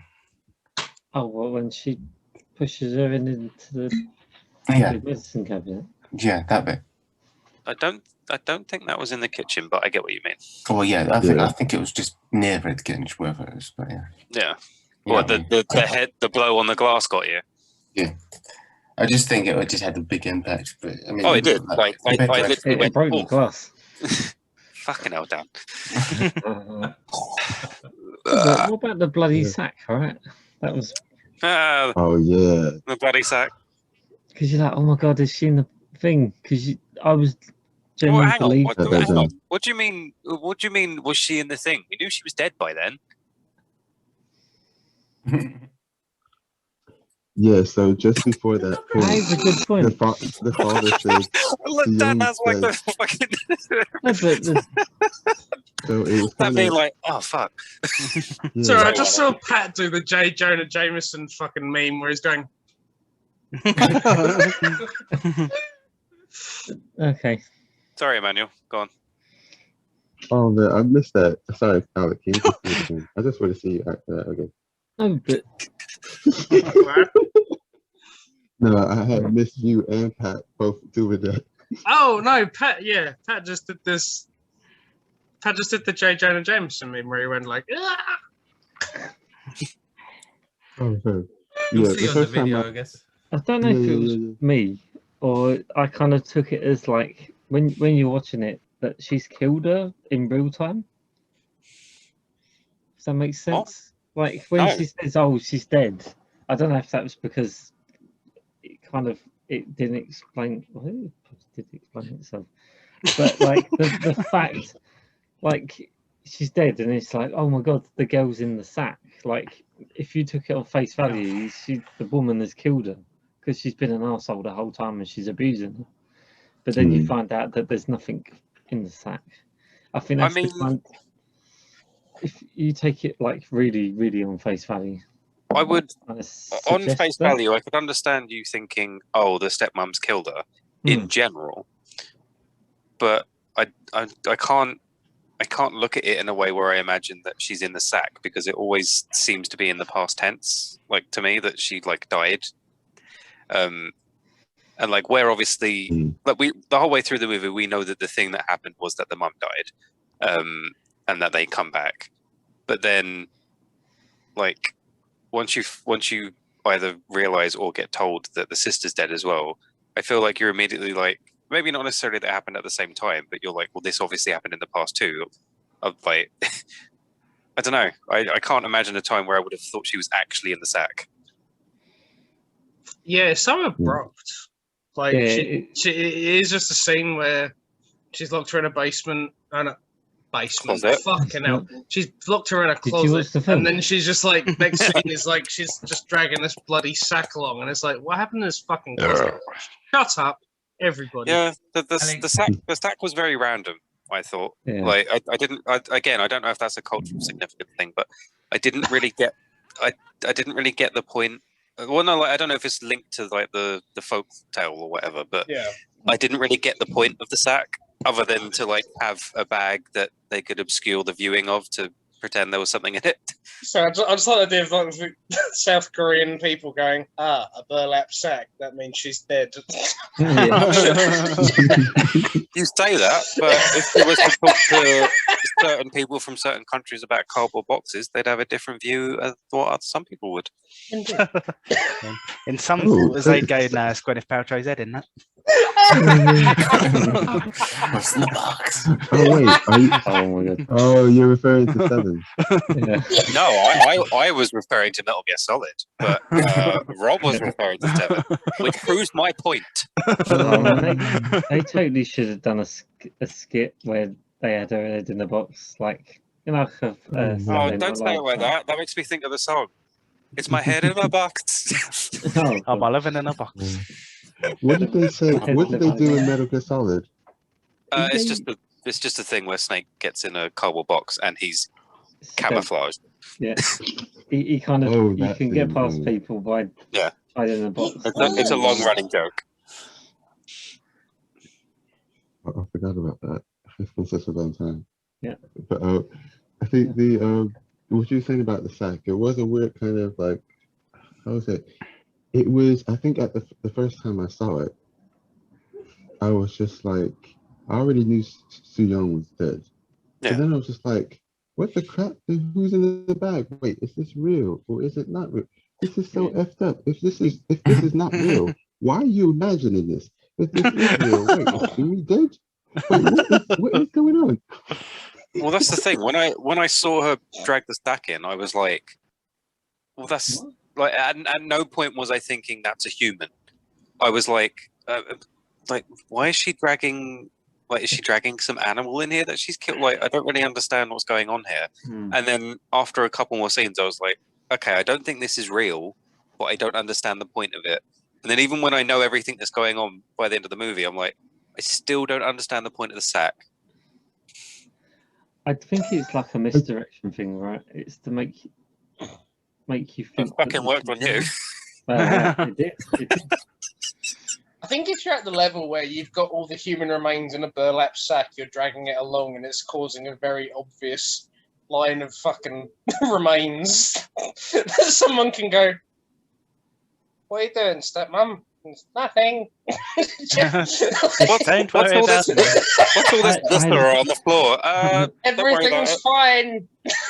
Just going Go about back my to daily bed. business. She has a really bad flow, and she had to change all her bedding. Oh. Well, to be there, yeah, maybe. I mean, yeah, maybe that's what this whole film is. This whole film was just an allegory. I don't know if that's the right word, for periods. Yeah. Oh, man. I don't think that is the right word, but that's okay. Yeah, I don't think it is. I want a reference to what's in the bag from The Wicker Man. Just because it made me think of it. That would have been brilliant if during that scene Nicolas Cage just turned up and went, "What's in there?" And then she was just like, "Don't worry about it." She's got sharks. Sharks. I've looked it up, and it technically does work. Huh? Allegory. Oh yeah. I thought an allegory was when you use it in reference to biblical things. It does say where is it? Typically a moral or political one, but it can be just like symbolism or interpreting things. There you go. I was taught at Maidstone Grammar School, and that's why I've got the wrong impression of something that I was supposed to learn properly. Thank you, Maidstone Grammar School, you cunts. I mean, I'm Oh, looking at the shit. base definition on Google, so that could You possibly be- capitalist pig dogs! To be fair, 3 of us in here have got a degree in this stuff, and none of us are sure. So what you're saying is the person who used the word, who doesn't have the degree, was the most right. What site did you use? I literally just Googled it. I didn't use a site. It's, you know when it comes up with the definition. Yeah. And you Google. But the two things I was gonna say. One thing that I really liked about after the bag scene, the burlap sack scene, is when the father walks past the room and sees the broken doll inside the bag, and he's just like, by that point, he's just like, yeah, it's like I'm done. That's where I took a bit of the acting off, because he's just going like, oh, for fuck's sake, sue me for G. I don't know. I think that's completely reasonable. Yeah. For fuck's sake, Harry, listen to me. Yeah. Because he's been dealing with this for, I don't know how long she's been dead, but long enough. Long enough. And ever since she's been back, it's just like he dealt with enough of her strange behavior at the dinner table. This just like, I'm not surprised. She just seems to grab her out of nowhere, though. Like, he's going like, why did I keep that whimsical see no evil statue here for you to drop it on your own head? Ah, how could I have been so blind? I did like the misdirect there, where they make you think that the stepmom's about to kill her, but then, which, until you realise the twist, you're kind of like, hang on, I feel like this has come to a head a bit too, no pun intended, has come to a head a bit, like, too quickly. Like, I don't know how they've got to the point where they're like potentially going to kill each other, but then they misdirect you and make you think that a ghost stopped her from doing it. But no, it's just her in her head. But anyway, sorry, you had another thing to say, Manny. No, that's all right. One of the other things was that Asian horror films in particular, they love leaving you with questions at the end of the film, so they don't like wrapping things up. So that's another kind of part to like. There might be subtle things that maybe even some of the Korean audiences might miss, but they do that on purpose, so they go away thinking about it. And at night, they're just like, wait, but that, and the next day, they're like talking to someone going, but it was that, wasn't it? Yes, it was. Because they don't like wrapping things up neatly all the time. They like leaving things like, oh, okay, I'll think about that. And I quite like that sometimes, to be fair, because like, I feel like, particularly in this era where people are so used to just kind of getting all their answers wherever they want, like, you know, Googling shit, people expect to be, I mean, I guess it's more of a Western thing than an Eastern thing, but people expect to be spoon-fed story and like, they expect to get all the answers they want. And while, yes, I sometimes watch a movie and I go, no, you should have explained what that was. I don't think that's something that should have been left open. I also feel like it's important to know the difference, like, and be able to see that you don't need to answer every question in the story, and sometimes actually doing that is a detriment to the story. Like, for example, what was it in Bruges? Like the question at the end of is he alive or not? Doesn't matter. That's not the point. Like that should be open. If they was to be like he's alive or he's dead, that would have ruined the end of the movie. Yeah. It's one of those things where it kind of just depends on the story you're telling. Yeah, definitely. It's something like Pan's Labyrinth, where you're kind of going, did she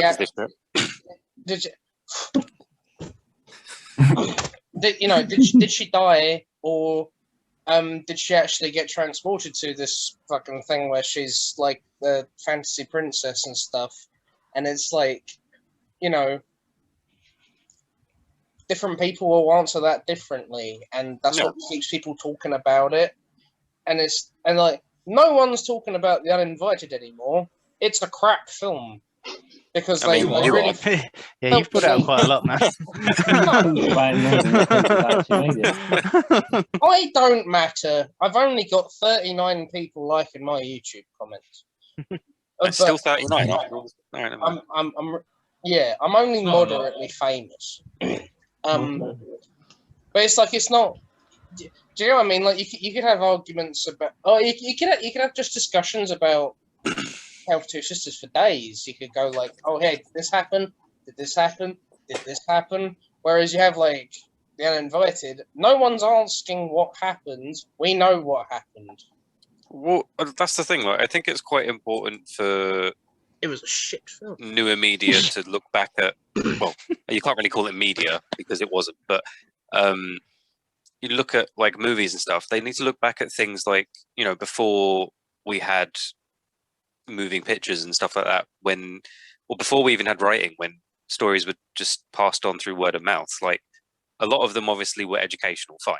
But if you're just talking about like recreational stories or things for entertainment, most of them would have had some element of open-endedness, because if they were completely close-ended, people would lose interest in them and wouldn't tell them anymore. Like that's how you get people to keep talking about things. And like I feel like a lot of, again, particularly Western directors and producers and whatever, have kind of lost that, and they think they need to tie up every loose end and like wrap the film in a nice bow and be like, there you go, all done, present. Yeah. As much as you're going with Pan's Labyrinth, did Ophelia die? Did she ascend to a higher plane? You don't know. You just fucking have to talk about it. Same with this, and it's sort of like, how much of the dinner scene with the uncle is Sumi? How much of it is the stepmom? How much of it is the ghost? Like there's just so many little kind of bits about it, and it's meant to be talked about. Yeah, and I think something else that it's not so much that I didn't realize it. I guess I just hadn't fully registered it. But like, there's two ghosts in that house. Like you see the ghost of Soo Young underneath the sink, and then right at the end of the movie, the ghost that comes out of the closet is the mum. So like that's all the way through the movie has just been kind of. I think there's something about it. Like you have this kind of central kind of story, and it's all based off fairy tales, and it's all about just kind of like this girl's deteriorating mental state and how much of it is real, but it's also, there is a supernatural element at play, and it's all kind of wrestling out. Supernatural, that's the one I was looking for earlier, not paranormal. That's why I said extra and then super. You're welcome. That makes sense. It's just kind of wrestling how much of it is actually kind of happening. Yeah. And it's like, that conversation's really fucking interesting. And then you go, give it to an American guy to do it. And he goes, oh, Elizabeth Banks is an evil fucking cunt. And I was like, I knew that already. But there's nothing to discuss about it. You just saw what happened. I didn't know like that's fine for certain types of movies. Like, sometimes you don't need to leave a movie and want to discuss it. You can just leave a movie and be like, yeah, that was fun. Or like, oh yeah, that was good. And that's fine. But I think for any horror movie, like, I feel like that's a genre that you should be talking about after you watched it. Otherwise they've failed at their job.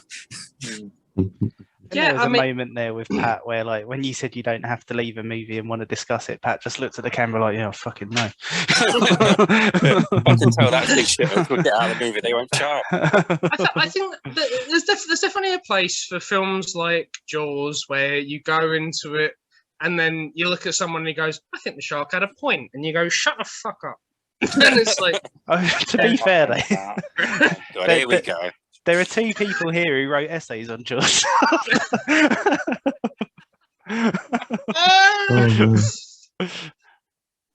And I've never seen it. There's some films that just want to be about sharks eating people, and that's okay. And there's some films that want to be about being discussed. Let's leave Jaws out of it until it actually gets picked. You tell him, Pat.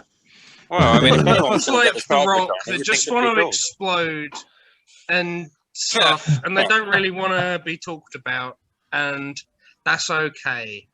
Because if you try and compound reason onto them, then they will just fall apart like a cream cracker castle in a cupboard. Whereas this wants to be talked about, this wants to be discussed, this wants to be mulled over, and I think that Dan, did you fart? I did fart.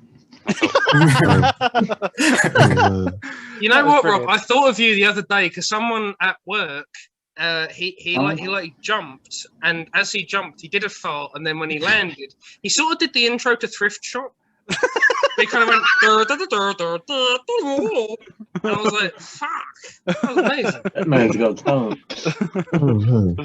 Oh dear. I know it's late. Wasted. No, go on, man. It smelled terrible, but it was a pretty good tune. I know it's late, so if I just kind of quickly go through, let's say, the main parts of the fairy tale, so you know what it's at least based off of. Because at the time I was just like, crap. Some people are probably going to want to go off. Unless anyone wants to say anything before I read this. That's all right. Yeah, I'm good. All right, cool. As you already know, the title of the film in Korean is the same title as the fairy tale, which means red rose and red lotus, or yeah, whatever. Let me carry on. So, Has John actually died? Oh, that's good. That's quite. Fucking attention seeker. Well, no, like I know that me. Emmanuel's on his phone, and he won't see it unless I talk. So I was like, "Oh, this will be funny for me." oh, right. But, Everyone calls me an attention seeker, so I was like, "Cool, I get to call someone Alex, else." shut up. No, you shut up, you Go on, Emmanuel. ham. Okay, cool. So there's even angels in the story. I'm going to try and rush through because some of the references aren't that important. But anyway, so point is, some kind of a man whose wife had a dream where an angel gave her a beautiful flower. 9 months later, she gave birth and called her kids Rose Flower and Red Lotus, whatever. Okay. Unfortunately, the mother died when Hongryun, I'm just going to say Seong because that's basically who she is in the story. The mother died when Seong was 5 years old. So thereafter, the father remarried to continue his line. The new stepmother was both ugly and cruel. She hated her stepdaughters, but hid those feelings only to reveal them once she had 3 sons in a row, which gave her a good deal of power, and she abused the girls in every possible way. But Sumi and Seong never told their father about any of it. Now, part of the kind of conflict in the story is that when he got married to his second wife, the stepmother became angry because Sumi, she was a bit older than the one in the movie at this point, wanted to marry. And the stepmother didn't want to put any of her family's money towards these girls that she hated. Yeah, she wanted it for herself, which is why she waited till she had the sons. Yeah. So this is where another reference that would have got missed out unless you knew the story fairy tale came in. She got together with one of her sons to skin a mouse and make it bloody enough in the way so that without deep inspection, it could look like a miscarriage. So she got with the son, put this under her bed, or not under her bed, under her pussy, whatever. So and then I can't think of any other way to say it. You could have just said under the covers. Yeah, under the covers. Yeah. Sorry, YouTube. I guess the flaps could be called covers, depending on who you are. Anyway, carry on. Flaps. Let me carry on. Sorry. Under the covers, and she then went to the father and was just like, look what your daughter's done. He's like, what are you talking about? She lifted the covers, and then it looked like a miscarriage. And this obviously would have been really bad because having a baby out of marriage, in this culture anyway. In that culture. Yeah, exactly. It was huge. It would have been disowned and thrown out of the house. Exactly. The dad was nice, so he didn't do that. But because that happened, or even before that happened, the reference in the movie is when she puts the dead bird under the covers and lifts it up. If you guys remember that, that was a reference to this, to say, you killed that bird. It's kind of like a false, she's blaming her for doing something she didn't actually do. And it's the same in the story. She's saying she had sex with this guy before and is carrying this kid, but that's not actually true. It's a straight up lie by the stepmom. Anyway, just so that she could abuse her. And in this story, the father kind of like, he goes, all right, cool, I believe the stepmom, and there was a reason why she didn't have to support her for the marriage. And then after that, since the marriage would have been delayed, when the older girl, Sumi, went to the river to kind of sit on the edge of the dock, which again is a reference to the story, she got one of her sons to push her in and drown her. Oh, so wow. To kill her. Yeah.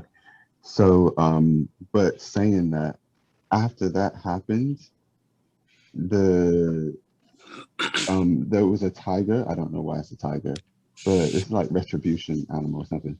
The tiger came. Yeah, the tiger came along afterwards and bit off one of his arms and legs, so he was disabled for the rest of his life. I mean, yeah. So this meant the stepmom hated Soo-young even more, and unable to bear the abuse and the treatment on top of the loss of Sumi,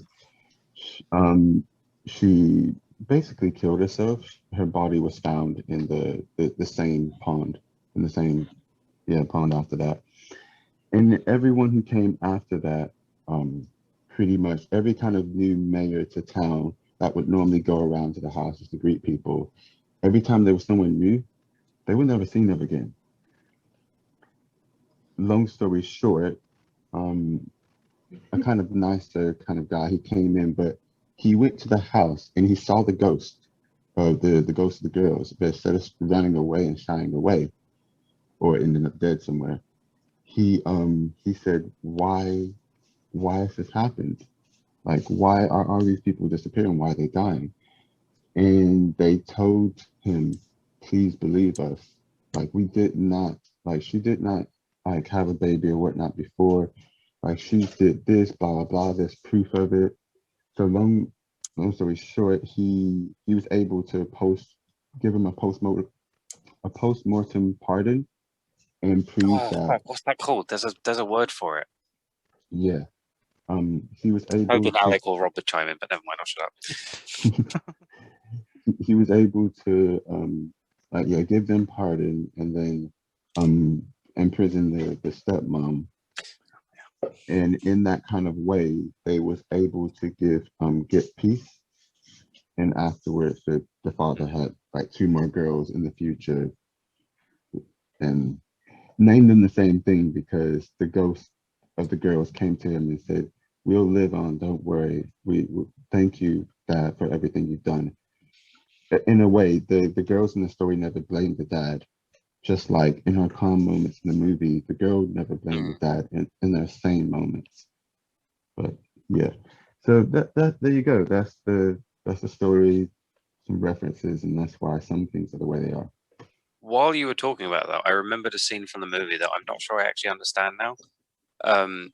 When she goes in the fridge and she finds whatever the fuck is in there, what was that supposed to be? That was it was a fish, but it was also another reference to the miscarriage thing. Well, that's what made me think of it, because you said that, and I was like, wait, is that what that was supposed to be? Because I didn't really get that. Yeah, they put like 2 references in it instead of just one. But yeah, that was like the bloody reference, and then there was the blaming reference of you did this even though you didn't do it. Because that scene I had to wind back because I was like, what the fuck was that? And then I watched it again, I'm like, I still don't really see what it was. I didn't bother rewinding. I was just like, I don't know what that was. It would just look like viscera. Like, I don't know. A bloody mess. I thought it was a reference to. I want to. This is the problem. I was like, yeah, I guess that's Pisces, as in like 2 fish, and so she's like fucked up the 2 fish, as in she's killed the mum and the sister. but I was like, but that's not Korean zodiac. That's our zodiac. So I don't know. To be fair, I don't know in terms of Korea, but although like the Chinese zodiac is different, I know that in Japan they still reference things like Pisces and that in a lot of their stories. They Oh, I didn't know that. I don't know if it's the same for Korea because they might not do that, but I've read a lot of Japanese things where they literally use like our zodiac for storytelling. Yeah, in addition to zodiacs, they also use blood types, which you know, but just for everyone else. You'll know more than Ben because he's too drunk to look at Asian culture. Says you right now. Says me right now. Take that, Ben. Right, so Dan. Oh shit! Sorry. Yeah, I didn't even know it was my pick. That's my fault. It was meant to be my pick, and it was a scheduling error. And I'm going to Winchester next week, so I thought I know what your film is, and we should make it a film that I don't want to fucking talk about. So it's your film now. So this is when I change it up and change the film I'm going to pick. Everyone's watched it already. I fucking knew you'd do this. I had a very strong feeling you would do this. Why are you fucking wait, you fucking impatient bastard? No, it's because Just like it's Spider-Man Far From Home, just like you. I'd love to talk about that. No, it's actually going to be Blade Runner. Hey! Oh, cool. There's another question now, though, Dan. Which cut do you want us to watch? Yeah. It's got to be director's cut. I've got all of them. That doesn't help. It'll be just the final cut. Oh, sweet. Oh, good, because that's only because the difference between them is like so minute that you might as well just watch the Do you know who knows that? This guy. I had to watch all fucking. Actually, I don't know. I went through this with Ben earlier. But I watched like fucking 4 of the 5 cuts, and they're all the fucking same film. But my film teacher loved fucking just sucking on that Blade Runner size. The director's cut is the best for me personally. I was going to say the homework event would probably be watching the second one.